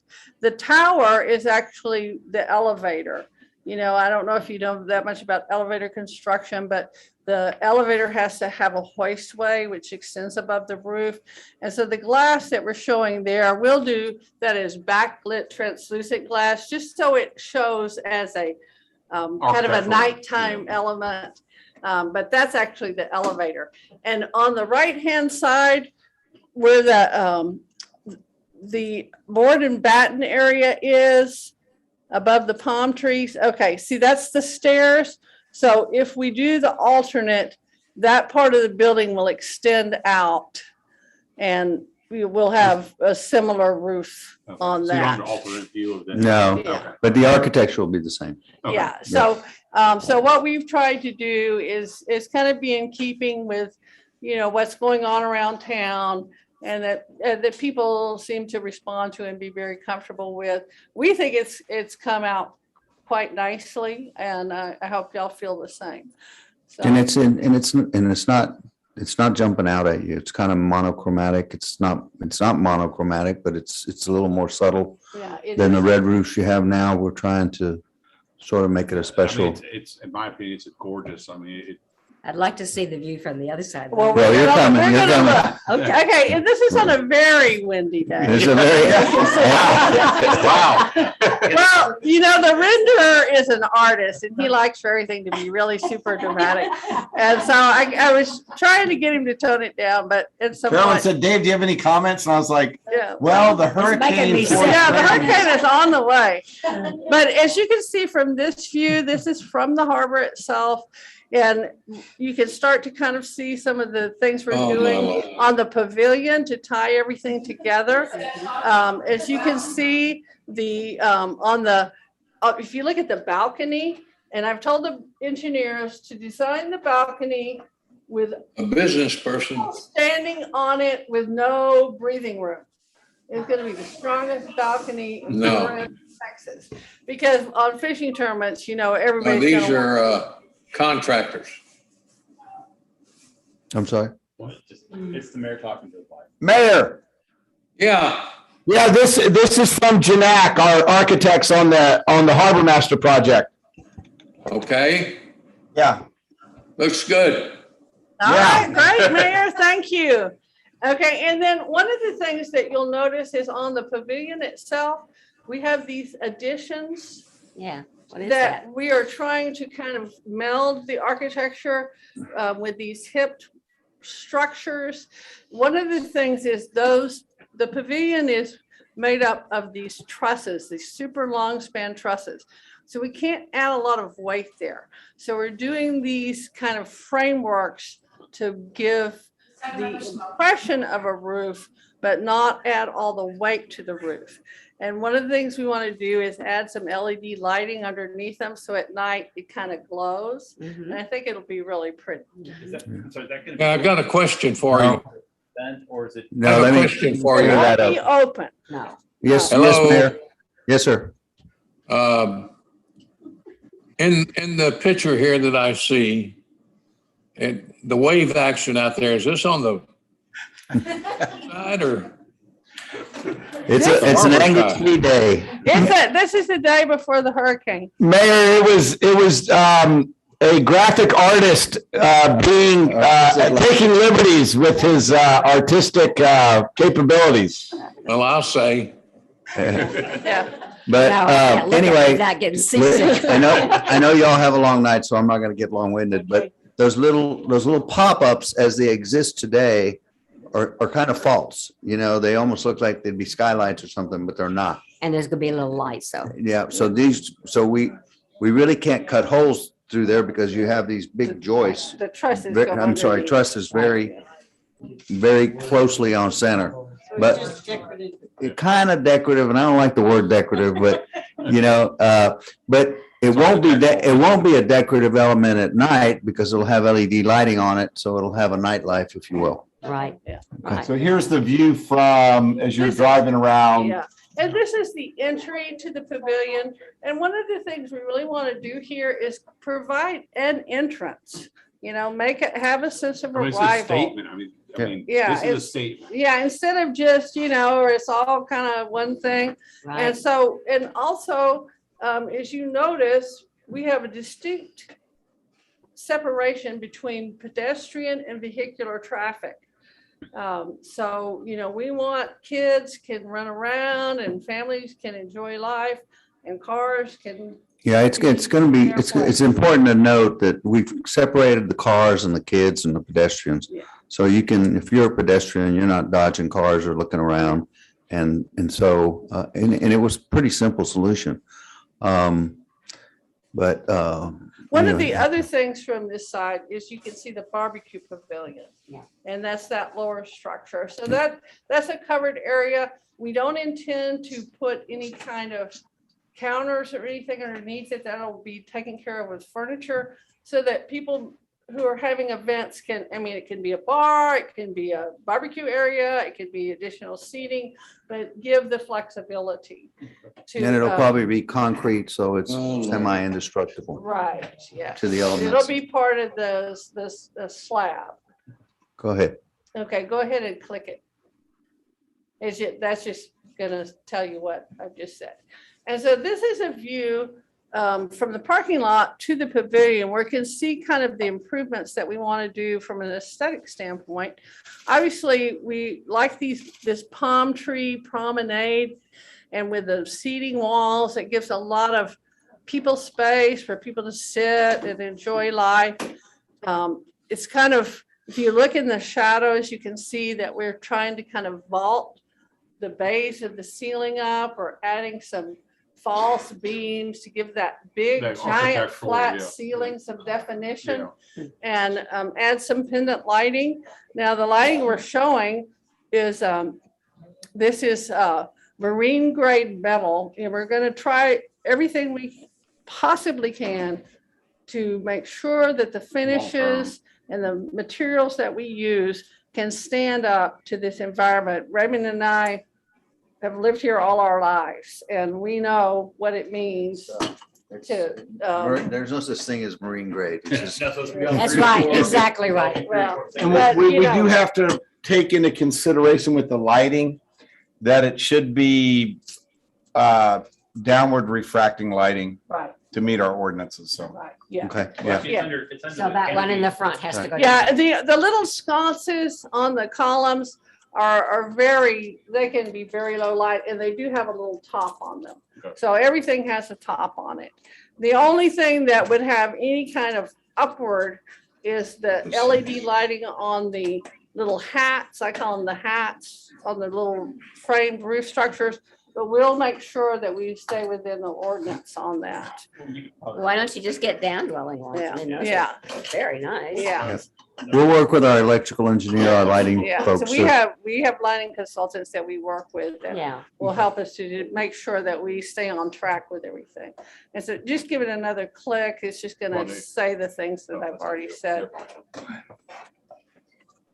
Dave, are you clicking? Oh, I'm sorry. Yeah, that's what Give it a- I wasn't give talking it a about the candy, I had to Yeah. click it. Yeah, and so, you know, as you can see, it's the landscape and seating walls. And then this is a kind of an aerial view. I'm Again, sick of that. with the angry seas, very windy day. That sailboat's in trouble. Yeah, yeah, it's a very windy day. But is the issue here is, you know, to re-roof the pavilion. And I think we should take an alternate to re-roof all of the structures at the park. These are asphalt shingles. They're not hugely expensive. And give it a cohesive look. You know, we did Either the, that or you can come back. you can project also. by- That'll be an additive, an alternate Yeah, additive. let's So do so that's something. gonna be included, Yeah. okay. As when we did the improvements to Roberts Point Park from the master plan, the buildings that we built, we kind of tilted them towards the blues and, you know, to try to kind of get away from the red and the terracotta look. And so I think that this will build upon that. And so you can see the palm promenade that goes across the right-hand side and gives that entry. You can see the definite distinction between the pedestrian and the vehicular traffic, and just the overall cohesion of the old and the new. These roofing elements that we're doing on the pavilion really tie the whole thing together. Can you hit the next one? And this is just, this is basically the concept that we're doing. This is just back to the beginning. You know, we've tried really hard to come up with a scheme that is reflective of Port Aransas and the kind of architecture that people associate with Port Aransas and are comfortable with, and is more of a, I don't know what the right word is, but kind of a laid back type of environment. I think it would be something that both the people of Port Aransas and the tourists would really respond. We're trying to make something really handsome, but it doesn't really jump out at you, you know, that's, you know, so. And so with your approval tonight. Motion to approve. I was just going to tell you, I believe, David, that we need to send this to EDA for their approval. I'm sure they'll approve it. And then we will register with LEED. It has to be registered for LEED certification, which is part of your requirement for your grant. Right. So, I mean, I motion to approve. Well, there's nothing to approve, is it? Well, yeah, you're basically, well, no, but you're at least saying go, you know. In other words, yeah, we'd like y'all to hopefully like it and tell us to move forward. We like it. and- Go forward. Go ahead, go ahead. Actually, Dave, can we throw in just a couple dollars and just not fix the fish house, but just make it look more cohesive with this as opposed to radial shack? And I realize it's gonna be a radial shack, but can we at least, you know, make it look architecturally fit in with this? I think we could bring that to you in a separate project. Yes, but I mean. But we can keep it cohesive. Yeah. So I I mean, fish house can be ugly, but if we at least make it, you know, Cohesive. add a faux roof to it that makes it tie in with that, I think it would make the whole area down there look a lot better instead of that. We can give you some ideas on that. Yeah, and you know, we've been back, this goes back to the master plan and the original things we did for the park. We've been working towards getting here for many years. And I guess Harvey has accelerated that because it's given us the opportunity. But I think with some very minor things like some doing the roofs, the newer structures are all in this color palette, but just painting like the observation tower and stuff to match these colors. We can bring the whole park. And, you know, maybe can't do it all at one time, but, you know, over time, And I don't- We can make it all cohesive. Yeah, and I don't know if this is an action item or not, but I guess what we're asking, I think you told us, is this is an advanced schematic, what we call schematic design. The next phase is what's called design development. Yep. So what we're asking is, you like it, we will move forward in developing this design and put it into a construction document package. So we don't have to vote on. but we- No, but just we- nod your head but up we're- and down. Okay, so I'm nodding Yeah, my head, and yes. we have already started the plans. We are actively working on the plans with our consultants.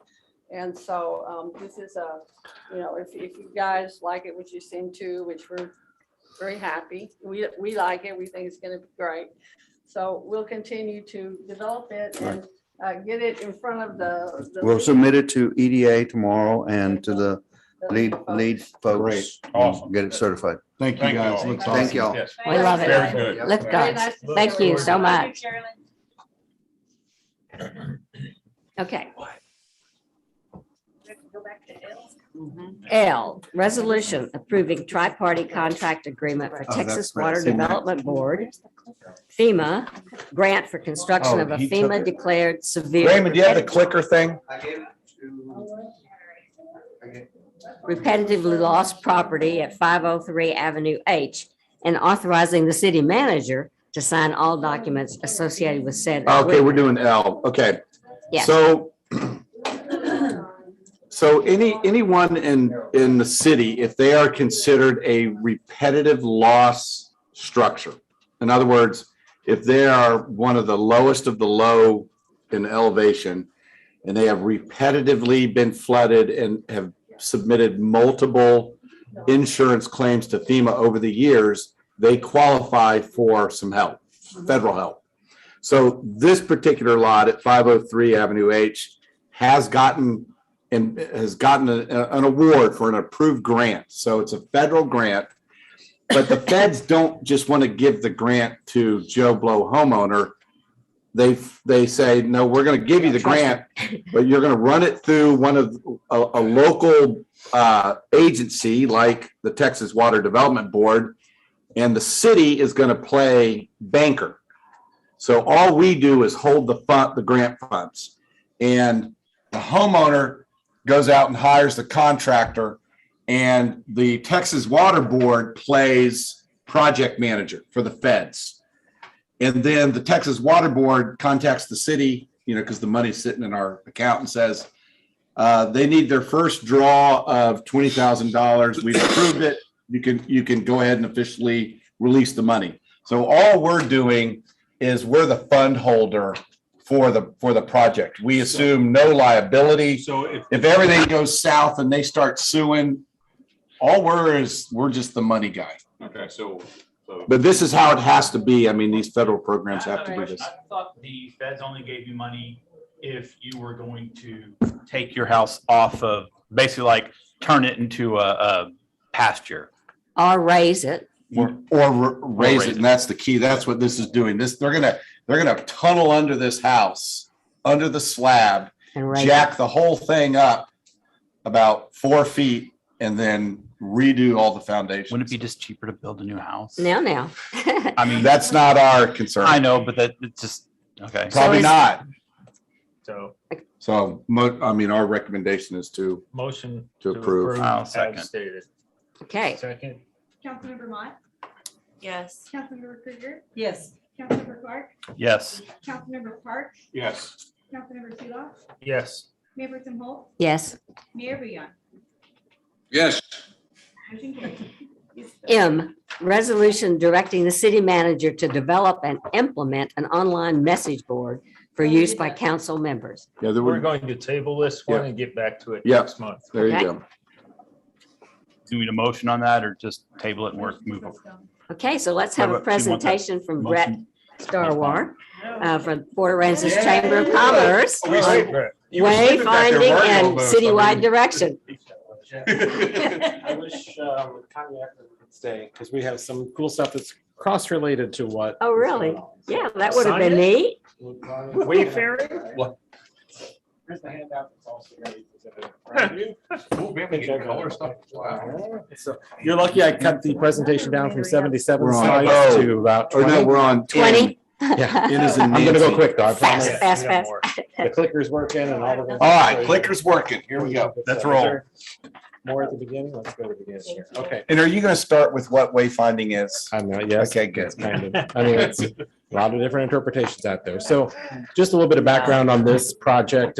We started it out of our strategic plan for destination development, looking at different things. And we got to the point of bringing in RSM a couple of months ago out of Dallas to kind of evaluate and give us an assessment.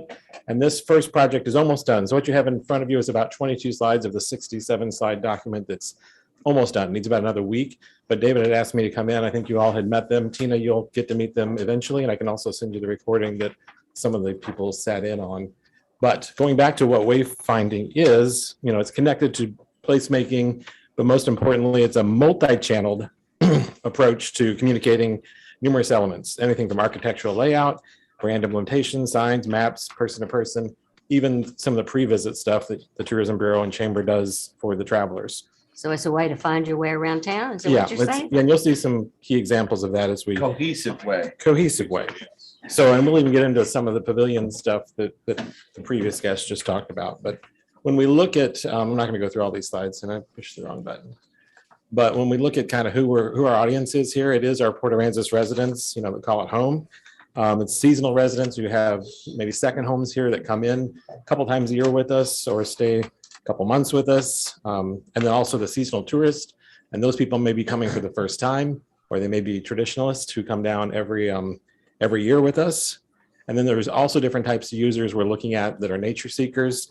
They're coming down for a specific goal in mind. We have the signage and directional wayfinding to help them. And then also our service industry themselves, to help our wait staff and everybody else really get an understanding of what we have here in Port Aransas and how we can help one another have a great experience. So what RSM did was look at different things, and this kind of shows you the general paths of entrance and the things that travelers are most using and residents as well as our key corridors throughout Port Aransas. So they look at the path, they look at the edges of our community, they look at the districts, they look at the nodes where people kind of stop and have to make those decision points. And they also look at the landmarks that are giving people clear indication of where they need to go. So now we get to look a little bit at our existing identity crisis that we have in Port Aransas. The first one is not the worst. It's actually the best example of what we have working together. And Colleen's worked pretty hard to get most of that working for us. But a lot of this is our park signage that you're seeing here. That, of course, the Welcome to Port Aransas sign is a sore subject for a lot of us that we want to see readdressed as well as a new gateway. But this kind of just shows you the work that you have going on within your city parks for the most part, or even city information. It continues to evolve as you start looking at other entities within our area and even our own connections, looking at the county beach signage within Roberts Point Park there, even the beach access roads down on further down the beach, and then looking at the marine science and what they're doing at UT. And then we get into vehicular signage, telling people how to turn and where to turn and what they saw there. And this is an alarming photo of different things that we're telling people how to do, or no wonder they're confused on a number of fronts. And you're saying this is not very I'm just, yeah, consistent signage. there's some observations there for consistency, but Brent Chesney has agreed to get away from the TCU purple if we so choose to do that. So I think he's willing to compromise on that. He'll always be. And then You get a little advertising here. There we go. We tell our people in cars or in vehicles how they should be following the rules, and this is the way we do that currently. Greatest sign ever. Yeah, so- whatever. A lot of hodgepodge of different Drive things. through birds. I love that one. Yeah. My So, favorite. And they drive right through them. there are key takeaways on each of these, and I can, we have this copy, but if you need an Whoa, electronic copy. $1,500, 6 months in prison? Where is that sign? 15,000. That is right at the county, I think. That's down at the county. Man. Yeah. I thought my 500 was bad. Just put a Yeah, one in us front down of on it. the beach, yeah. Very I negative. don't think I've ever seen Unwelcome. anybody give them a ticket though. You're gonna take me over my 5 minutes if I don't keep going here. But the existing pedestrian signage, this is the people walking by foot. This is how we're kind of really telling them to get around in different places. Again, your your pasture in the city parks there, as well as some other things throughout the area. And then we also looked at rules for pedestrians, those on the beach in particular, those in the nature preserve areas. And we took a lot of imagery there, and they did some assessments, just collection of that. And then we did get to look at, your current situation of what's going on at Pavilion, your fish cleaning station you all wanted to take a look at as well down there at Roberts Point Park, and the restrooms. And a lot of those things do need to be looked at comprehensively. So I'm excited at what the architects are presenting here. I think these two plans, when we get to that point, can really work together nicely. So education signage, mostly interpretive signage you're seeing here.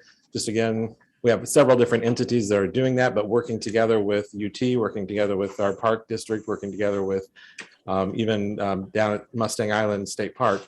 How can all of these somewhat reflect one another and still meet their own brand standards if they need to? Then we looked a little bit at public art, and a lot of this is on private land right now, but there are certainly things that people use around, a lot of the Farley boats. There's a lot of opportunity for more, in their opinion, of these folks, and I'll get to that in a moment. Then we look at the existing retail and commercial. Hey, you laughed, now it's a landmark. Well, it's a landmark, but it's a good one. No, trust me, 10 years ago, they wanted to run us out of town with pitchforks. I remember, well, I've heard the story. I do not remember. But the existing retail and commercial, I think their main recommendation here is you're going to need to do some more code on some of the tenant signage that you have throughout town. We don't want to look standard and polished and too not beachy. I think we still want to keep the Port A vibe, but there are some things you might want to look out for on how you do some of this. And then I talked about the zones and kind of where we're going to look and focus a lot of the efforts. You got your nature zone, you got your beach access zones and your beach zones. You've got your Old Town district, and you have what we're calling the marina zone, which is not really a marina zone, it's more the waterfront zone. It includes the marina as well, but it goes all the way down to UT, I think. And then the ferry zone itself, when you're coming into town from the ferry and when you're exiting town, what are we looking at from those? So RSM, is going to be looking at certainty. So these are like district identity signage from other place. Those districts we just talked about, they'll come up with options or ideas for us to look at. The harbor experience itself. And again, a lot of that could be Roberts Point Park, tying into a lot of what your folks are doing already. And then Old Town experience, what is it we want to do to continue to evolve from just the brown signs into maybe something more? And then the beach itself, looking at different things. And Colleen, the bottom three there are my favorite part of this slide, because those are actually lifeguard stations that public kind of contributed to make some fun art in conjunction with them. So again, we'll want to put those beach marker numbers on it in terms of where you are on the beach. Nice. Really big, but I think there's some great ways we can incorporate some fun. Jackson would have fun with that. And the nature experience also, looking at that, it is probably the most complete part that we have done of the puzzle because of all the work you've done with other planners and other designers recently on that. And then there's the certainty of monument signage. So this would be your first impressions, when you're coming into town, different options we need to think about. These are some other communities and the big names that they have coming in. We currently have the brown umbrella sign down on one end, and then on the other side, it's the Yeah, but ferry. we got a cool sign coming. Ferry thing there. Where? out there? On the ferry? Well, our big letter sign. We got to figure out where we want it. Is it Port A or is it Port Aransas? You already ordered a sign? No, I haven't ordered it. Good. We're not there yet. It's just right back over there. I'm working on a couple Perfect. vendors to give us bids, but it's going to be like that. Like these a iconic big tech sign like that. Oh, we second saw one up in, there. Houston? Yeah. You can take nice, So great photo stuff. that's our next slide there with all the iconic identity signage there and some ideas, what we want to look about there. So also vehicular signage, we've got some key intersections, like I talked about, those nodes where we have to make those decisions to turn left for the ferry or not, or to the beach access roads themselves. There's some different ways we can look at that. Again, not going too corporate-y, but looking more beachy on some of the things we want to do. And none of the design concepts are done, obviously. This is just their assessment. These are pedestrian, ways to look at when you're actually traveling by foot. And then these are some more interpretive signage, when you're out at the nature preserves and different things, so tying into some of those plans. And then the rules and regulations signage, if we're going to put those together, you saw the hodgepodge of fines and all of that, but how do you put that all together in a comprehensive way that connects people through the different districts we're doing? And then the golf cart itself is a big issue for this community. So how do we want to continue to have those golf cart paths identified and the directional signage to support that? We've got some signs up for the first time ever, I think, but looking at those again as we go forward. And then the art part, really looking at how we can continue to evolve some murals, even your crosswalks. There's different things you can do to really create the unique vibe that we want to keep Port A as an artist community and kind of keep it fun together. And then again, more public art components, looking at the different things like that's a drainage to the actual lifeguard stations and things of that nature. So what the next steps kind of that we are planning to move forward with are about 16 weeks of additional work. It would be broken out into two different things if the city wants to go this route. And the reason we started this in initial conversations was, all right, the comprehensive plan and the delays on that. We wanted to continue to advance some things forward, and there are some things we could take care of with our funding structures to cover the cost of that legally with hot tax. So we got to this point in the hopes that eventually this becomes an addendum to your comprehensive plan as the wayfinding piece that you can then implement over the years and continue to build out as we take the hierarchy of what's the biggest need right now and what we can afford and how we can move forward in years to come.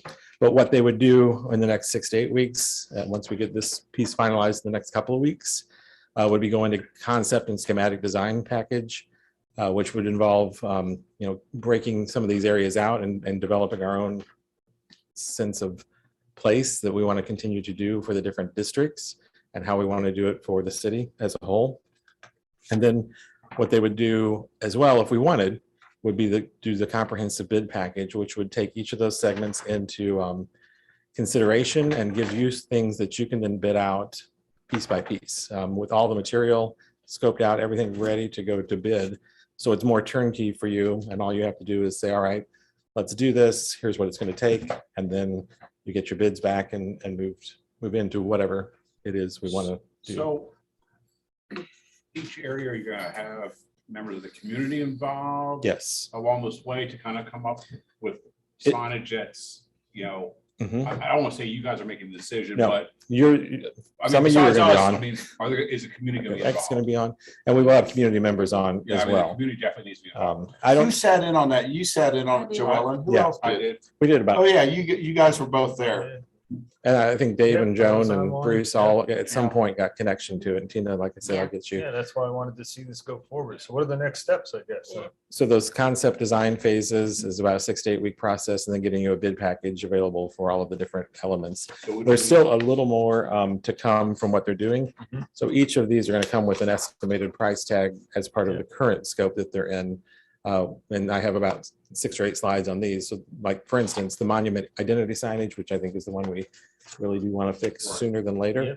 They're going to tell us an approximate range for this is going to be this much to this much, and that'll give us probably a little bit of shell shock, but also understand, what it's going to take to get some of these things done. But like there's some things that, you're not going to change, like the UT big thing they Yeah. just put Oh, in. yeah, So yeah. what you need to do is kind of match those kinds of things that Yes, and are that's what they'll already, be. and the nature preserve has tons of stuff. So, you're not going to replace all that. So there's some of it that you can use. So I envision build. this, so like if you look at the city street ordinance, we don't get into the nuts and bolts of what a street sign should look like. We just, we give regulations on size signs and shapes, or size signs and square footage. So we're pretty vague on, hey, the overall city wayfinding package should be this. So maybe what we do though is within our sign ordinance,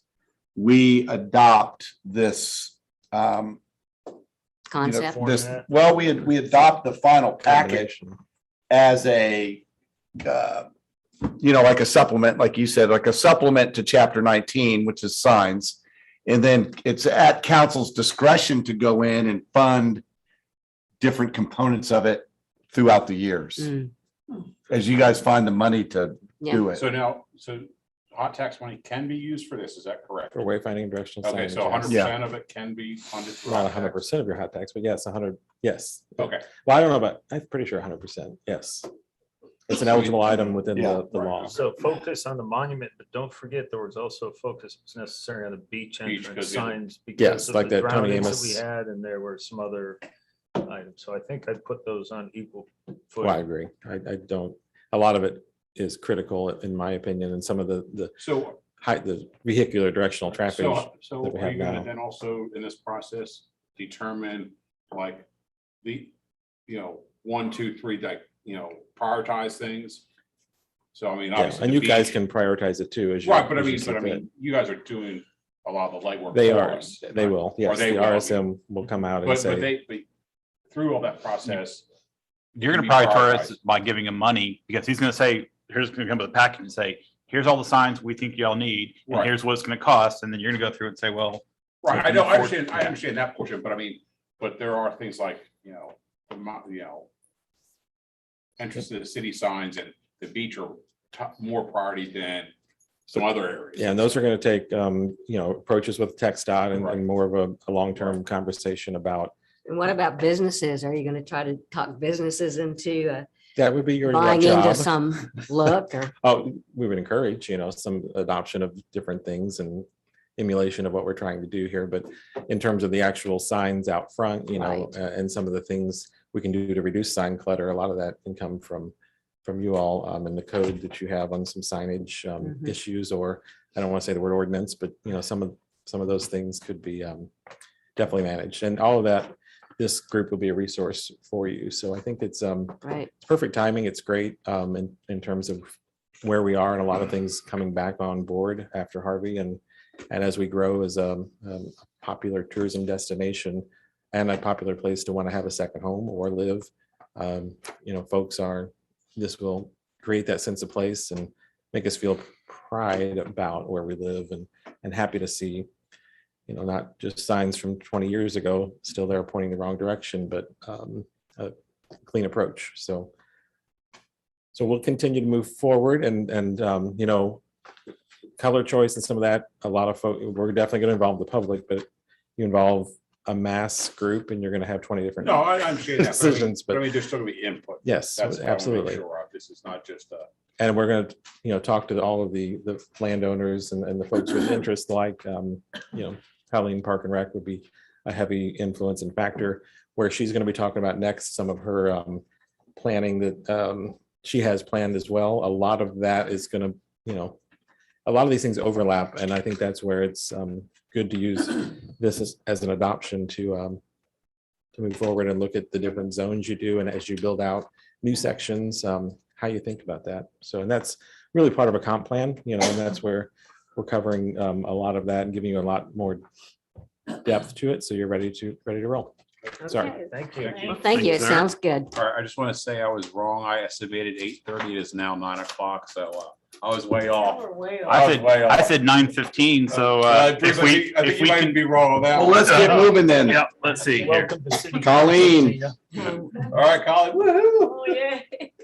Super quick. Were you sleeping? Thank over you, there? Brett. Which one are we on now? I don't know what we're This on. is a Wait, good wait, meeting hang for on, me. hang on. Are you part of the Wayfire, or are we jumping you No. to next to We're going to P. P? Okay, thank you. We skipped some letters. Get 'em.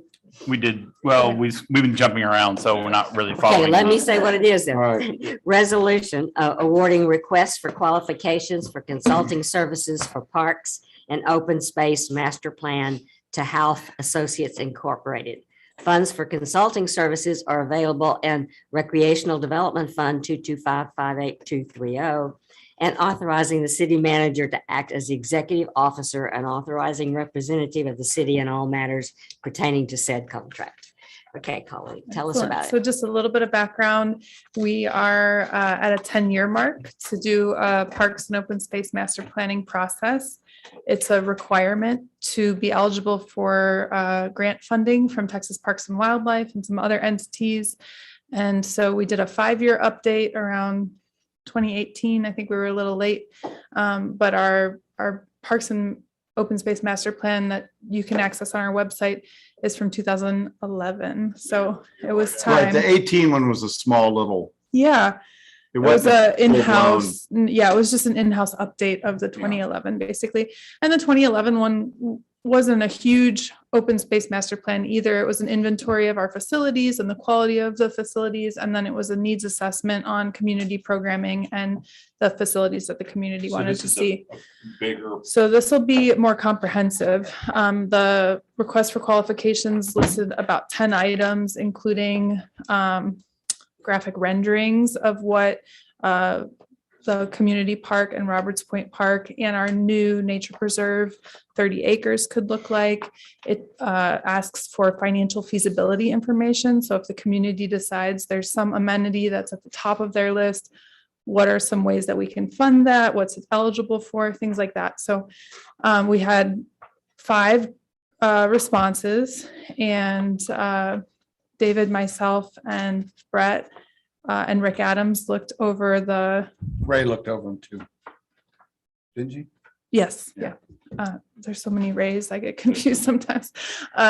So we all looked over the responses and they were surprisingly great. All of them were good. What made half stand out is they really spent the time to talk to me and get to know what we really wanted. And they probably spent close to 2 hours just listening to me Everybody? on a video call. So Matt Fuchin and Kimberly Miller were the main folks from half that I talked to. They're the ones that submitted the RFQ. And we did confirm they're who we will be working with throughout the length of the project. Sometimes those bigger firms will they'll have a person that sells it to you and then a person that hands it off to, and they're going to work with us and be the primary leads on the project. They do have a Corpus Christi office with some staff here, and actually Robert Schultz came out tonight, and I told him this was going to be so late that I didn't think he had to stick it out, but they did show face tonight and are excited to work with us on the project. So I would recommend that we work with them. So this process is going to bring in the citizens to. Community Remember a input long is time really ago doing this. a huge priority because the community has gone through so much and we're different than we were before. Exactly. In 2011, I think it's a great opportunity to hear what folks are prioritizing, who's here, and what they want to see us do moving forward. What's the approximate length of time this project's gonna take? I mean, estimate. I know it's not. Well- Half shows 18 months. I mean, is that realistic or? I'm going to ask that it be done faster because of the fiscal year. Right. And That's what I was so kind of getting at. there was a wide range in the different proposals of timelines. And so we're going to look at the timeline and the actual contract. Which If we'll you- bring back to you in about 3 weeks. So if you guys vote this, you'll Right. direct Colleen and myself, we'll go out, hammer out their fees, bring that back to you for approval at the December meeting. And then that'll officially kick things off. I motion to approve. Well, who? What? Who? Gotta say who. Oh, Half an associate. half an associate. I'm There you sorry. go. I'll second. Councilmember Mott, Yes. Councilmember Park, Yes. Councilmember Krueger, Yes. Mayor Person Holt, Yes. Councilmember Seelock, Yes. Councilmember Clark, Yes. Mayor Booyah. Stepped away. Thanks, guys. So Thank thanks you. for staying Thank you. so late. Thank Be you, careful Colleen. going home. Thank you, Colleen. Okay. Did his O, head pop up? Q. I see the tip of his head. that You shiny do? I thing fell right there. asleep. Yeah, see that little shiny thing, right? Oh, really? Okay. Q, ordinance, first It reading is. amending the Code of moving. Ordinances, Chapter 12, Licenses and Business Regulations, Article 8, Short-Term Rentals, amending Section 12252, Register and Permit by adding requirements for additional trash toters and providing for severance reading and effective date. Dave, if you want. Yeah, Councilmember I'll tee Park. this up. So I think this first came up at September or August. This is our, I mean, this came out of STR. Right, yeah, it was discussed though, back in August and September, and then it kind of went away. And then it came back into the STR groups about additional sanitation. And so when we first looked at it, we were like, oh, let's bracket it off from Memorial Day to Labor Day. And so we rolled that out to Republic, and they were just like, Dave, it's too intense of a drop off in a pickup so close together. It's just not really feasible for us to do such a short, compact 3-month, rolling out all these additional toters, because we're doing the math, and It's over 1,500. yeah, it could be it's a big chunk of toters. So what came back from Republic was, hey, let's roll them out March 1st so that you hit spring break, and then we go to the first Tuesday after Labor Day, and you get about a 7-month stretch. And it hits the spring when we're seeing a little bit higher visitation. And I do want to comment that we had positive input from our STR workshops about moving forward with this. So Sure. This was not just something we did work with, within the workshop too. Oh, yeah, they suggested. Yeah, they actually suggested. Yeah, I agree. I just got a legal question on this one. It says toter shall automatically be delivered. Isn't that like when somebody calls us, we're automatically going to start billing you for a service, even though you're not, it's like your cable company saying, we're going to send you a bill for cable, even though you don't have a TV. This is what we're going to do. So we talked to legal about that. So when we build the STR registration component, sure, the owners are going to be signing off that they agree to that process. Then So that takes care of that. By going through that registration process, it'll be built in to the STR program to where they're signing off on the city automatically delivering based on the number of bedrooms that they put down in their registration. The city automatically adjusts their billing also. So we deliver the toters and then kick off the billing accordingly. I didn't ask this question, but let's say someone has a new house and it's, April or May or something, and partway through, and they said, hey, I'm gonna start renting my house short term. They register. Does someone partway through that season automatically get it, or is that something that's? No, it'd be at that point, it'd be automatic because it's going to kick in. Even though anyone registering between March 1st and Labor Day, would automatically, it's going to automatically have a room for 2 toters or total per 2. It's going to be based on the number of rooms. Okay, so what I mean, so it's automatic. Yes. It wouldn't be something that would. But once they have them, what happens? At that point, after Labor Day, it's up to the owner to cancel the service for the remaining 5 months. So then they would call and cancel, and then Republic does the pickup. Okay. And then come March 1st, And then we they would get them adjust again. there, and then it starts all over again. Are we going to have to store the toters, or is No, Republic? No, going to? Republic stores the toters. And they use the outside service. Sure. Or third party, I guess. What's the fine if someone does not comply with this? Is there a? Well, it's automatic, so we're billing them. So we drop the toter off and we bill them. So let me ask you, what about the toters all sitting out in the street all the time? Well, I mean, so let's say a house has 3 toters and 2 of the toters have trash in them. Do they really roll out an empty toter? And then I think we're worried about the people who roll out the 3 toters after you have to left them bring your there. toters back at the end of the night anyway. Well, they gotta bring one in. Yeah, there's still an ordinance that says you can't leave your toters on the street. Okay. That's already on the books. Okay. And you will find that there are a whole bunch of STRs that already have additional toters. Yeah. When you drive around, you see twosies, threesies. I mean, this is just. Not all, but This some. is filling in a lot of the gaps. too. Yeah. Okay, I'll make a motion. We approve as stated. I second. Councilmember Krueger, Yes. Councilmember Mott, Yes. Councilmember Park, Yes. Mayor Burton Holt, Yes. Councilmember Tudor, Yes. Councilmember Clark, Yes. Mayor Beyond. Mayor, He's probably. there he is. Hey, I saw a head. Yeah, I see a head there. He's on mute. Is that a yes? Did you hear me? No, what'd you say? I said bye as quickly as possible. Okay. What'd he say? No. Yes. All right, we're moving. All right, next. Or ordinance, first reading amending the Code of Ordinances, Chapter 10, Health and Sanitation, Article 4, Noise, Section 10.57, Other Noise Nuisances Enumerated, providing for severance, reading, penalty, and effective date from Councilmember Park.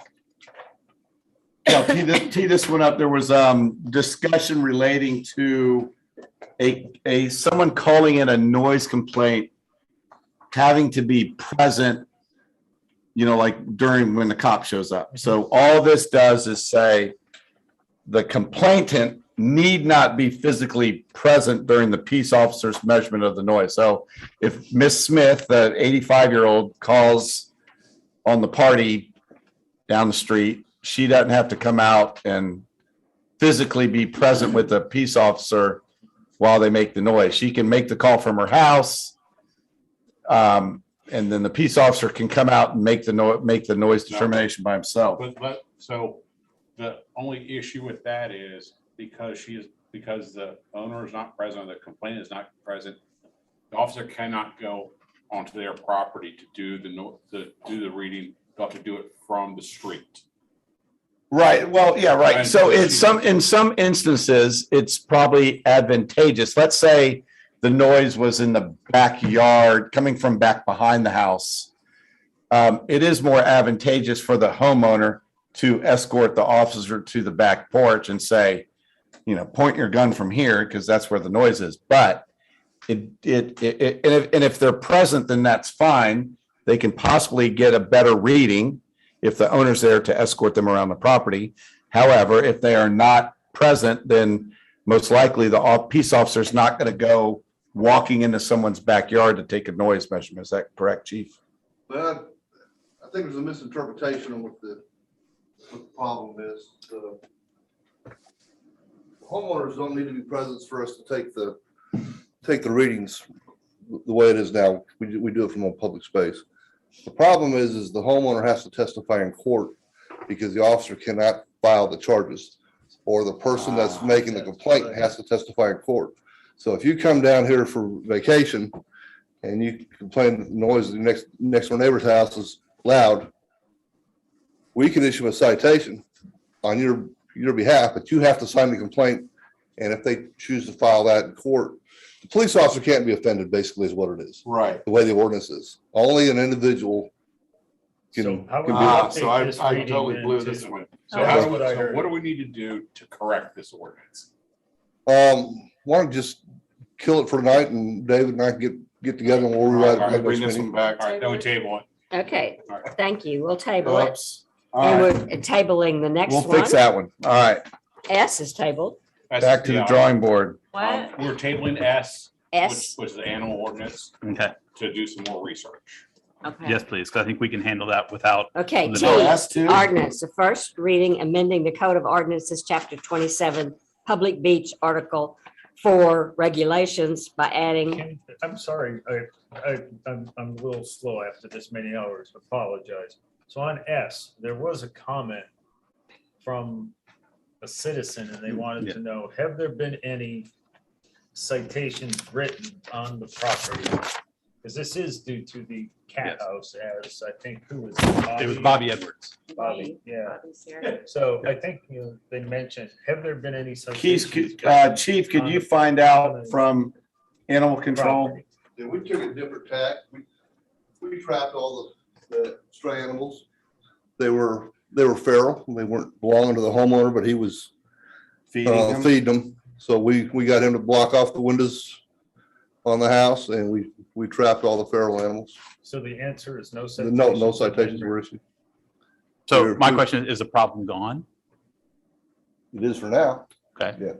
We'll continue to I monitor. spoke to the animal control officer and he was under the impression that now the cats are trapped inside the home. He thinks there may be 6 or 8 inside the house. But nobody can go in and find out, right? That's not true. By state law, the police officer can go in. You could go in. Not without a That's warrant. neglect, You have to have a and warrant? That's not what the state Well, law I says. can tell you what the Constitution says. Okay, but it's specific to animal abuse, and it says an officer can enter the building. But there's no evidence of animal abuse just because they got 6 or 8 cats. The cats are well, that's the whole Nobody- problem is he's feeding these animals and bringing them in there and taking care But of them. none of them have been vaccinated. They're not being cared for, right? We don't know that. Feeding them, And- going over there feeding them every day. So, And well, he lives there. I do need to address something because there needs to be transparency here. So we are discussing item S then, is that correct? Yes. Okay. So this letter was to Ms. Boyer, written from and signed by several residents over in that neighborhood on October 8th, 2021. And they're basically saying that the city is telling them they can't do anything, and that animal control is saying their hands are tied due to budget constraints. So they've gotten a multitude of excuses. And yet these people haven't been cited. Okay, that there we are know ways to of. enforce the law without citing people and arresting them. Okay, And we've so taken an alternate tack right now. this has and been we- going on for a year though, It's right? been going on since about July is when we started. And there were upwards of 70 cats in July. Last year it was- And we've been working with them, and we've got them down to what we think is about 6 or 8 inside the house. Okay, We've addressed the problem outside the house. That doesn't mean next week there won't be a problem outside the house, right. but we're monitoring. And the ones inside the house are not Yeah. fixed, so they're probably going to be having more kittens. Maybe, maybe not. So Okay, so the owner of this house happens to be related to Mr. Adams' wife. And speculation in town, we're trying to do transparency here, is that they are being not cited because of that relation. it has absolutely nothing to do with it. All right, you're We- going on record as saying. Certainly has the Okay. appearance that it could. Well, I can have all the It appearance at does. once, So, I mean. but the I've got point being- constitutional constraints that we have to operate within. We would afford the same opportunity to anybody else. We try to fix the problem first, okay? The general progression is we ask, we tell, we cite, All okay? right, so if those cats live next to Mr. Parsons, it would still be And we going would run on. the same gamut that we're doing now. My most recent correspondence with animal control from day before yesterday, maybe, Mhm. was to continue to monitor. If they're feeding outside, there's a cite for that violation. So the next time you. For harbor, if they're feeding outside and they're They harboring, will. that's cite. the order. That's where we've come in the progression. Okay. And is there any activity going on? Is the home, I mean, I don't know if that's a code violation, it's not a peace enforcement.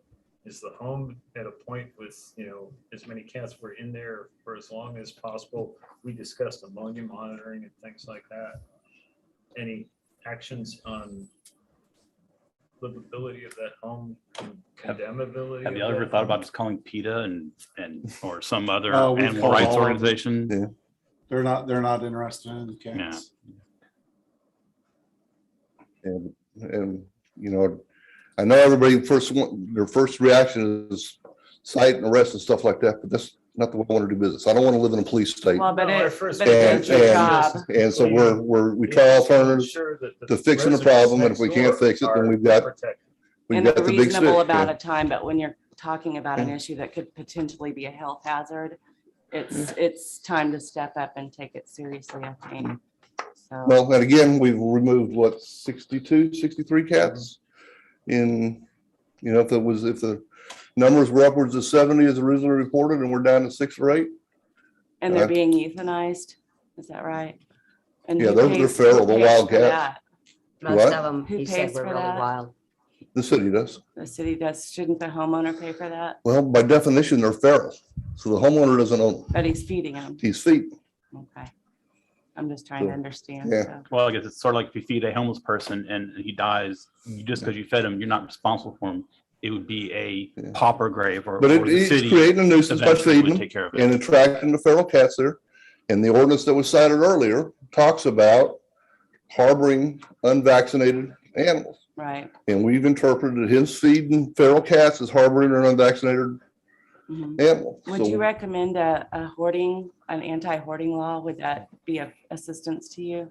this is the second time I've dealt with this in 12 years. Okay. So it's not like it's a big issue. We had one on 6th Street 2015, 2016, 30 or 40 over there. And Lordy, and we Lordy. don't, Yeah, there was another cat order. Well, there's also, H. I mean, there are cats everywhere. We got a coyote problem. We got cats at the jetty. There's probably 1 million cats at the jetties. If you go out there and throw a fish and they're all, Any cats anymore? 'Cause They've been there forever. Yeah. well, I mean, but I'm saying, but so, you know, eventually it's going to reach a level where something's going to take care of it. We haven't had a cat problem in a long time. All right. yeah, but that neighbor had a legitimate complaint. I mean, there was a mess over there. Yeah, my main concern is being able to see these residents and tell them that this has been taken care of and sorry for any. Well, and it's gonna be an ongoing issue. I mean, this individual, that's his thing, so.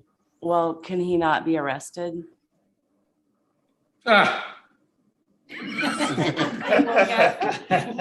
Yes, there is a process where a person can be arrested for a violation of the city ordinance.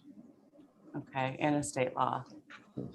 Or fined or something. fine, right. That would be more likely. But like I said earlier, I would prefer to address it by trying to fix the problem, We all would. trying to get voluntary Going compliance, out and if we for a can't get to year. compliance, then we use the big stick. I would say Hey, 64 Chief. out of, Sir, Chief, sir? be careful when you're messing with the cats. I'm the one that gets all the damn complaints. One of them is about those cats over there. And they, Well, you get some of them. the I get whole enough. neighborhood over there doesn't necessarily want them gone. Okay, so we're actually tabling the. I'd like to table it. yeah, well, we kind of did that a while ago. Okay, thank you. But we'll keep watching it, and we're getting the numbers down. We'll keep pounding away on T it. is an ordinance, first reading, amending the Code of Ordinances, Chapter 27, Public Beach, Article 4, Regulations by adding Section 27510, Personal Property Left Overnight on the Beach, providing for severance, reading, penalty, and effective date. So the idea behind this is hopefully to begin the process of hopefully not having as many shade structures and stuff left overnight, which gets blown over. The city then has to clean up. Hopefully starting, I know it'll be a process to hopefully make the beaches cleaner and a more usable state. Yeah, I guess have a my- question. Sure. My question is simple. Yes, sir. Go ahead. The little tents that you see all over the beach with the little frames, Yes, sir. they're left everywhere. Yes, sir. Right. And let me say this, you'll never be able to stop them. This is not intended to stop it. It's, you know, most people will abide by the, Talk into the, well, this will not ever stop it, but most people are going to abide by the rules if they know it. And if we can eliminate 500 structures from the city having to pick them up every year, that's probably hundreds of hours that will save ultimately. Well, Yes, we're still gonna have people that are not gonna do it, but this will begin the process. It's, you know, it's not gonna be an overnight fix. How are you proposing that it be enforced? That's exactly right. So So he's going to pick them up like it I'm always gonna pick does. them up and go out there and do it. No. But Can I go out and grab one if I like it? I think you After can. I mean, sunset. Yeah, you leave them, nobody's standing there. if there's watching. not anybody there, you're free to Free take game. it. So, one, this is probably not gonna be an enforcement, you know, we're not gonna have the police going out there and walking around. Be the fact that most citizens and most visitors, if they are aware of it, and hopefully through the chamber, everyone will become aware of it over the years, and it will begin to lessen the number of issues that we're having.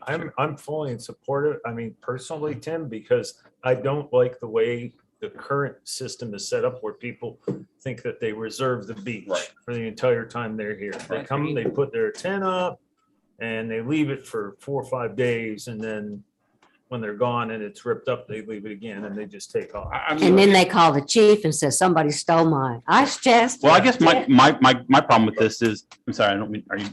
Yeah, go ahead, sir. My problem with it is I understand the difference between a canopy or a tent and a bag of trash or a Coke can or whatever, because they're all trash. Now, one of the things that I did ask Mr. Parsons about is there is a legal definition between like abandonment, where you put your broken easy up frame or whatever model it is by the trash can, because you've clearly abandoned that. But if you leave it, say you're going to go down to the beach, set up your easy up, and you're going to go into Whataburger and go get a meal, and come back later on, and then you go into, say you're saying Executive Keys or someplace like that, with the intention that you're going to come back to that spot tomorrow, which was reserved and they're not supposed to, but then the city picks it up, you haven't actually abandoned that property. And state law says that they have to keep it from anywhere between 7 days and a year.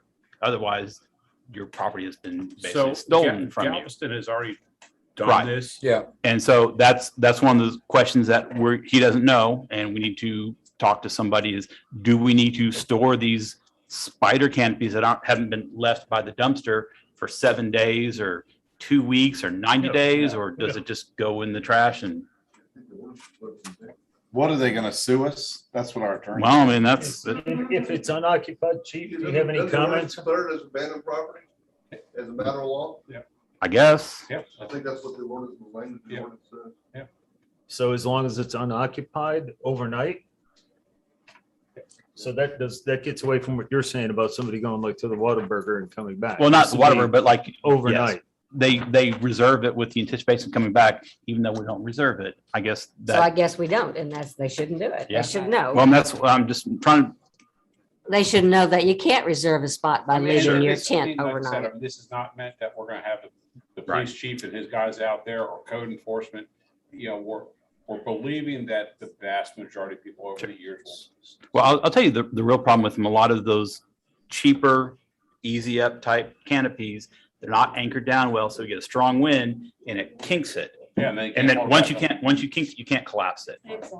And so then all of a sudden it is junk. And then we have to cut them up with a sawzall because they don't even fit in the back of a truck. Yeah. Well, I mean, and a thing, I don't know if this is going to make any difference other than this is going to say that now the city cleanup crew is responsible for picking them up, which they are already Well, doing. we've already done, we've already. Sure. But I think what Tim is getting at, this gives a legal recourse to not Yes, it leave does. things overnight. Sure. And I think would that's say, something. I think so too. And that's why I would just change the wording and say unoccupied. No, you better leave it overnight because I think you're going to have a problem again back to going to Whataburger and coming back because there's no food on the beach. Well, if I'm sleeping in my tent on the beach. No, I it mean- says it gives an exemption to camping, Yes. Okay. Yeah. not associated with an overnight beach camping setup. Okay. Yeah. So I mean, I believe, not 100%, but I believe we've covered most of the things that are going to be brought up. All right. Okay. So Thank you, Sam. my motion to approve. And it doesn't apply to authorized state, university, county, and federal second. projects. So if you're doing research out there. So we Okay. have- Councilmember Mott, Yes. Councilmember Park, Yes. Councilmember Seow, Yes. Councilmember Krueger, Yes. Councilmember Clark, Yes. Mayor Tim Holt, Yes. Mayor Beyond.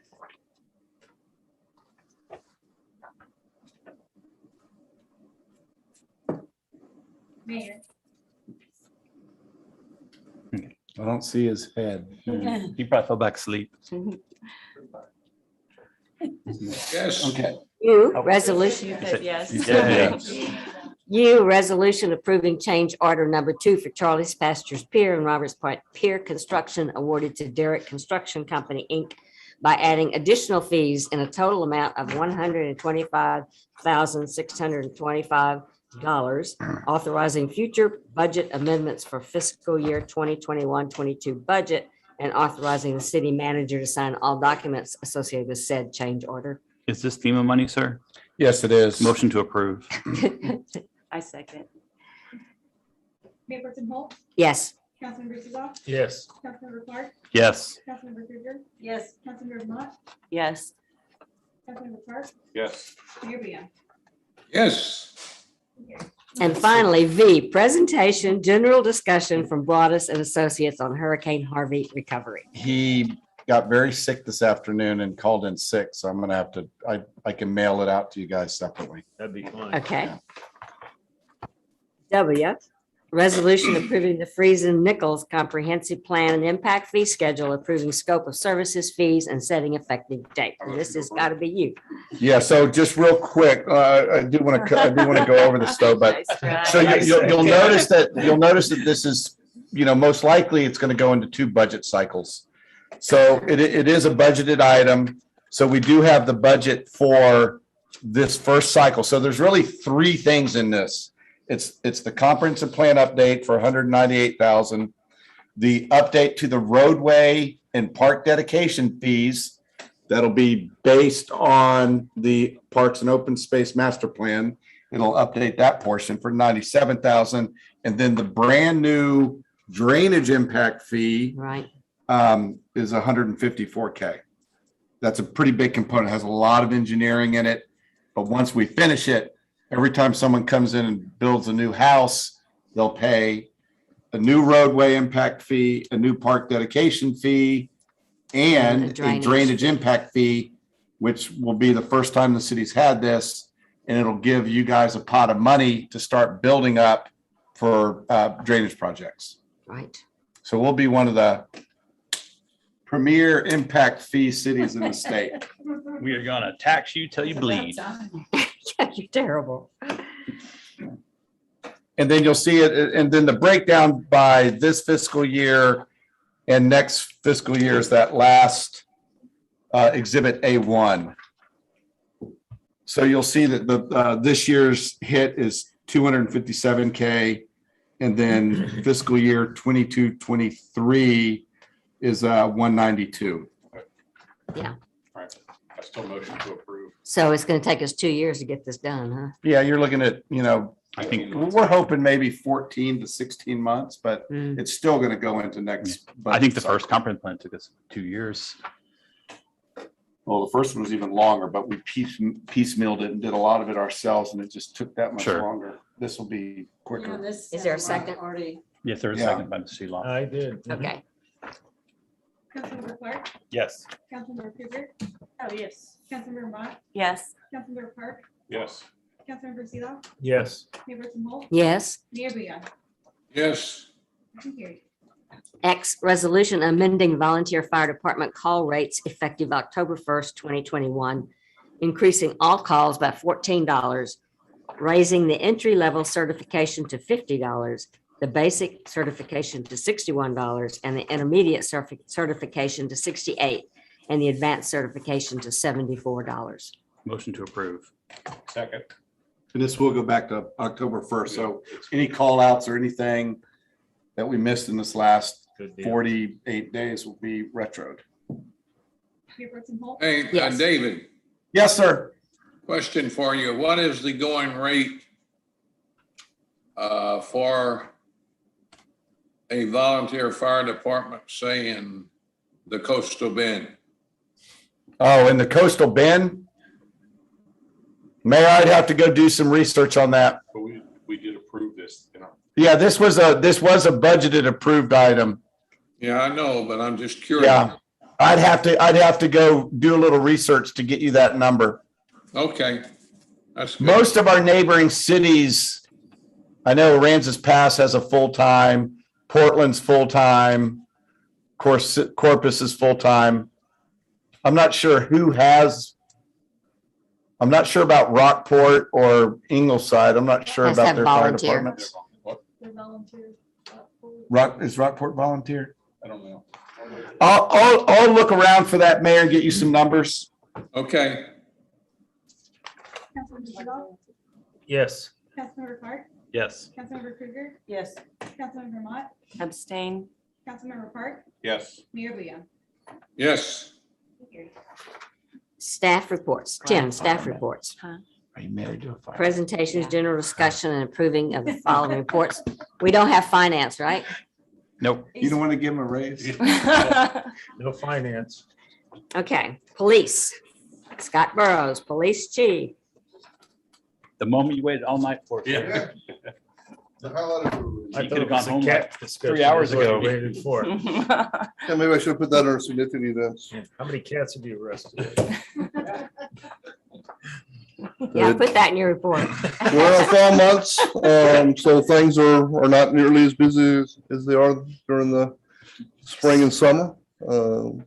Probably the best news I have is that we've had a real good success recruiting with the new plans y'all put in place with us. We'll be having our next round of interviews on December 2nd.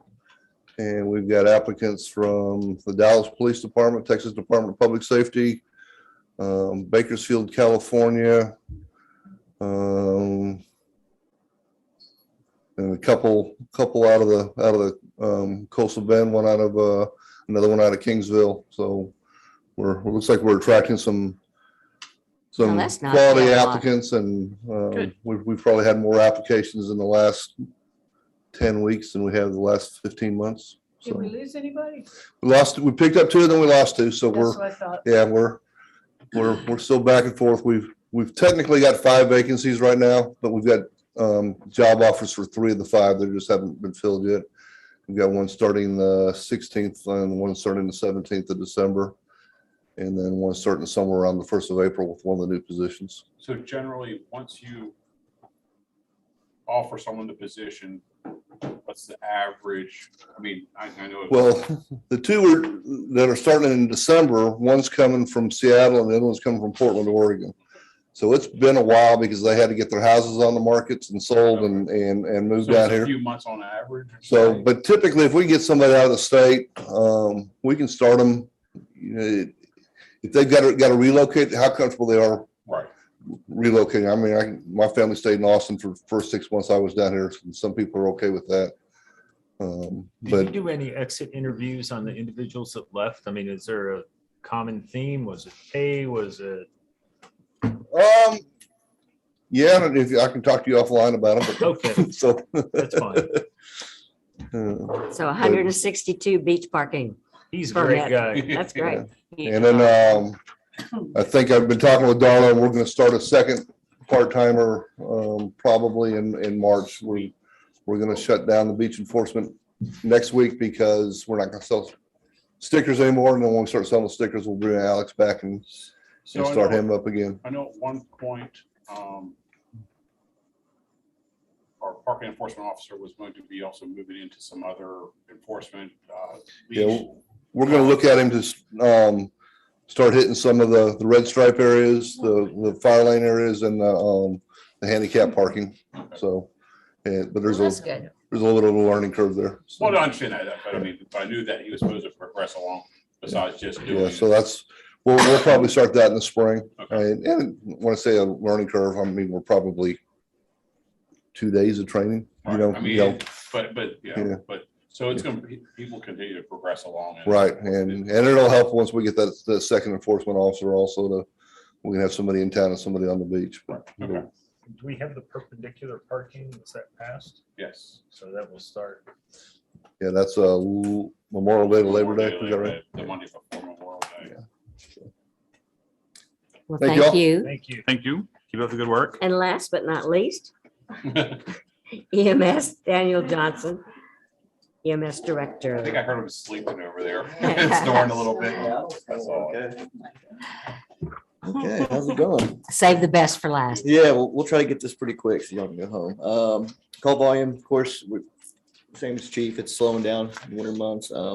We do still have an increase. Can you speak in the microphone? We do have an increase still in the report from previous years. We had 93 calls in October. And like I said, we went up to 1,095 calls this year is our current deal at October 31. It was 902 in 2020. So almost 200 call increase, 21%. Other than that, we haven't had to have mutual aid over here any. So our second call's been working. They've been staying pretty busy as well. Critical car transports, 37 of those 93, and 7 of them being what we qualify as critical, either CPR, drowning, respiratory, heart attack, something like that. Still got a lot of public assist, stingray, jellyfish, lift assist, a lot of lift assist right now. We've got a handful of repeat offenders that we're trying to figure out how to help them in other ways besides just always calling EMS every time they need to go to the next room. Let's see here. For the Yep. stingrays? And Stingrays? jellyfish? No, I just mean for the lift assist. Stingrays and jellyfish, we treat on scene for the most part, or they treat at their house. We haven't had to transport one of those in quite some time, so that's nice. And since taking over, we just hired a new paramedic. He took my position since I moved into Ed's, and he started officially today as his first time full-time. And where's day. he from? He's from the Austin area. He's been with other flight programs. He's worked with us part-time, so he's been with us for a couple of years, part-time, Good. on and off. Yeah. And then we opened up another position to try to fill our last one, and I believe the application process closed today, and having a little hard time getting some applicants. We've got. Is there a particular reason why you believe that's happening? What? I mean, is there a particular reason why you believe that's happening? Is there something that we can assist with the city council, I guess? I mean, honestly, at this point, we've got 2 applicants that they applied for the first go round. They're internal part-time people as well, wanting to come over full-time, pretty much all local surrounding areas. So they've seen our system. They've seen what we do, and they would rather be at our department, of course. As far as outside members, we put it out there. Indeed, we put it online, and we went everywhere. And I think we might have had pretty much none from that, 0 applicants. So we had one other applicant that we knew, one of the other guys that called around to a few departments, and we mustered up 1 applicant. So we close today. We're going to try to set up interviews. I go to conference this week. I leave on Sunday. I'll be back on Wednesday. And then of course Thanksgiving. But when we get back, we'll try to iron out some interviews and see if we want to move forward with one of those 3 applicants. Does it put a stress, I mean, on your department being short by that 1 person, or is it absorbed fairly easy where the guys aren't super overworked? Luckily, I mean, we've had 2 spots open, so that was definitely kind of stressful. But currently with the 2 contracts that are part-timers that we have, they come in and they fill a lot of the positions. So we're very comfortable with them because they're already covering a lot of our positions, but our full-time guys have definitely been picking up the slack. So there's definitely been, it's just going to affect the overtime. I want to understand that, Yeah. but make sure that they're not like getting too overworked to. No, I don't think anybody's at that point. I'm gonna stay the night and sleep here. I thought you would. That's it. All right. Thank Good you. job. Thank I just want you. to say I was impressed. When you say like 5 minutes for a call, you don't realize how impressive it is until you hear other places it's like 45 minutes or things like that. So yeah, so good That's job. great. Thank you. And I was going to say that your flowers are Mr. very Parsons, pretty out in front of Is there your new building. a reason we don't And I have appreciate fire all the flowers. They're not from the blooming fire like chief? crazy. So thank you. We could get that if you guys want it. What? Yeah. What do we want? I misheard that. Her request is to have fire come and give a report. Sure. Are we on other items for discussion? Yes. Other quick- items for discussion. I just have a question. In the past, we have moved up the December meeting. Are we doing that this year? Or are we keeping it on the 16th? I don't think so because it's kind of early. Okay. Unless you guys, What's the date currently? it's the 16th Okay. The next meeting in for December. Sometimes it's late and you Tina, want you're to. elected now. 6 hours. Okay, that means Yeah. 6 hours next time. We've never had such a long meeting. It's No, our fault. We used to hit 11 o'clock all the time. I was gonna say, I know darn well that you guys have been here late. We've never had a meeting this late. We haven't. Oh, whatever. 6 Are hours. we adjourned here? Is that? We were just trying to break you. Oh. Hit the button. Hit the gavel, ma'am. Where is it? No, no. Meeting is adjourned. Thank you. So I missed it by 30 minutes. Oh, Marlins won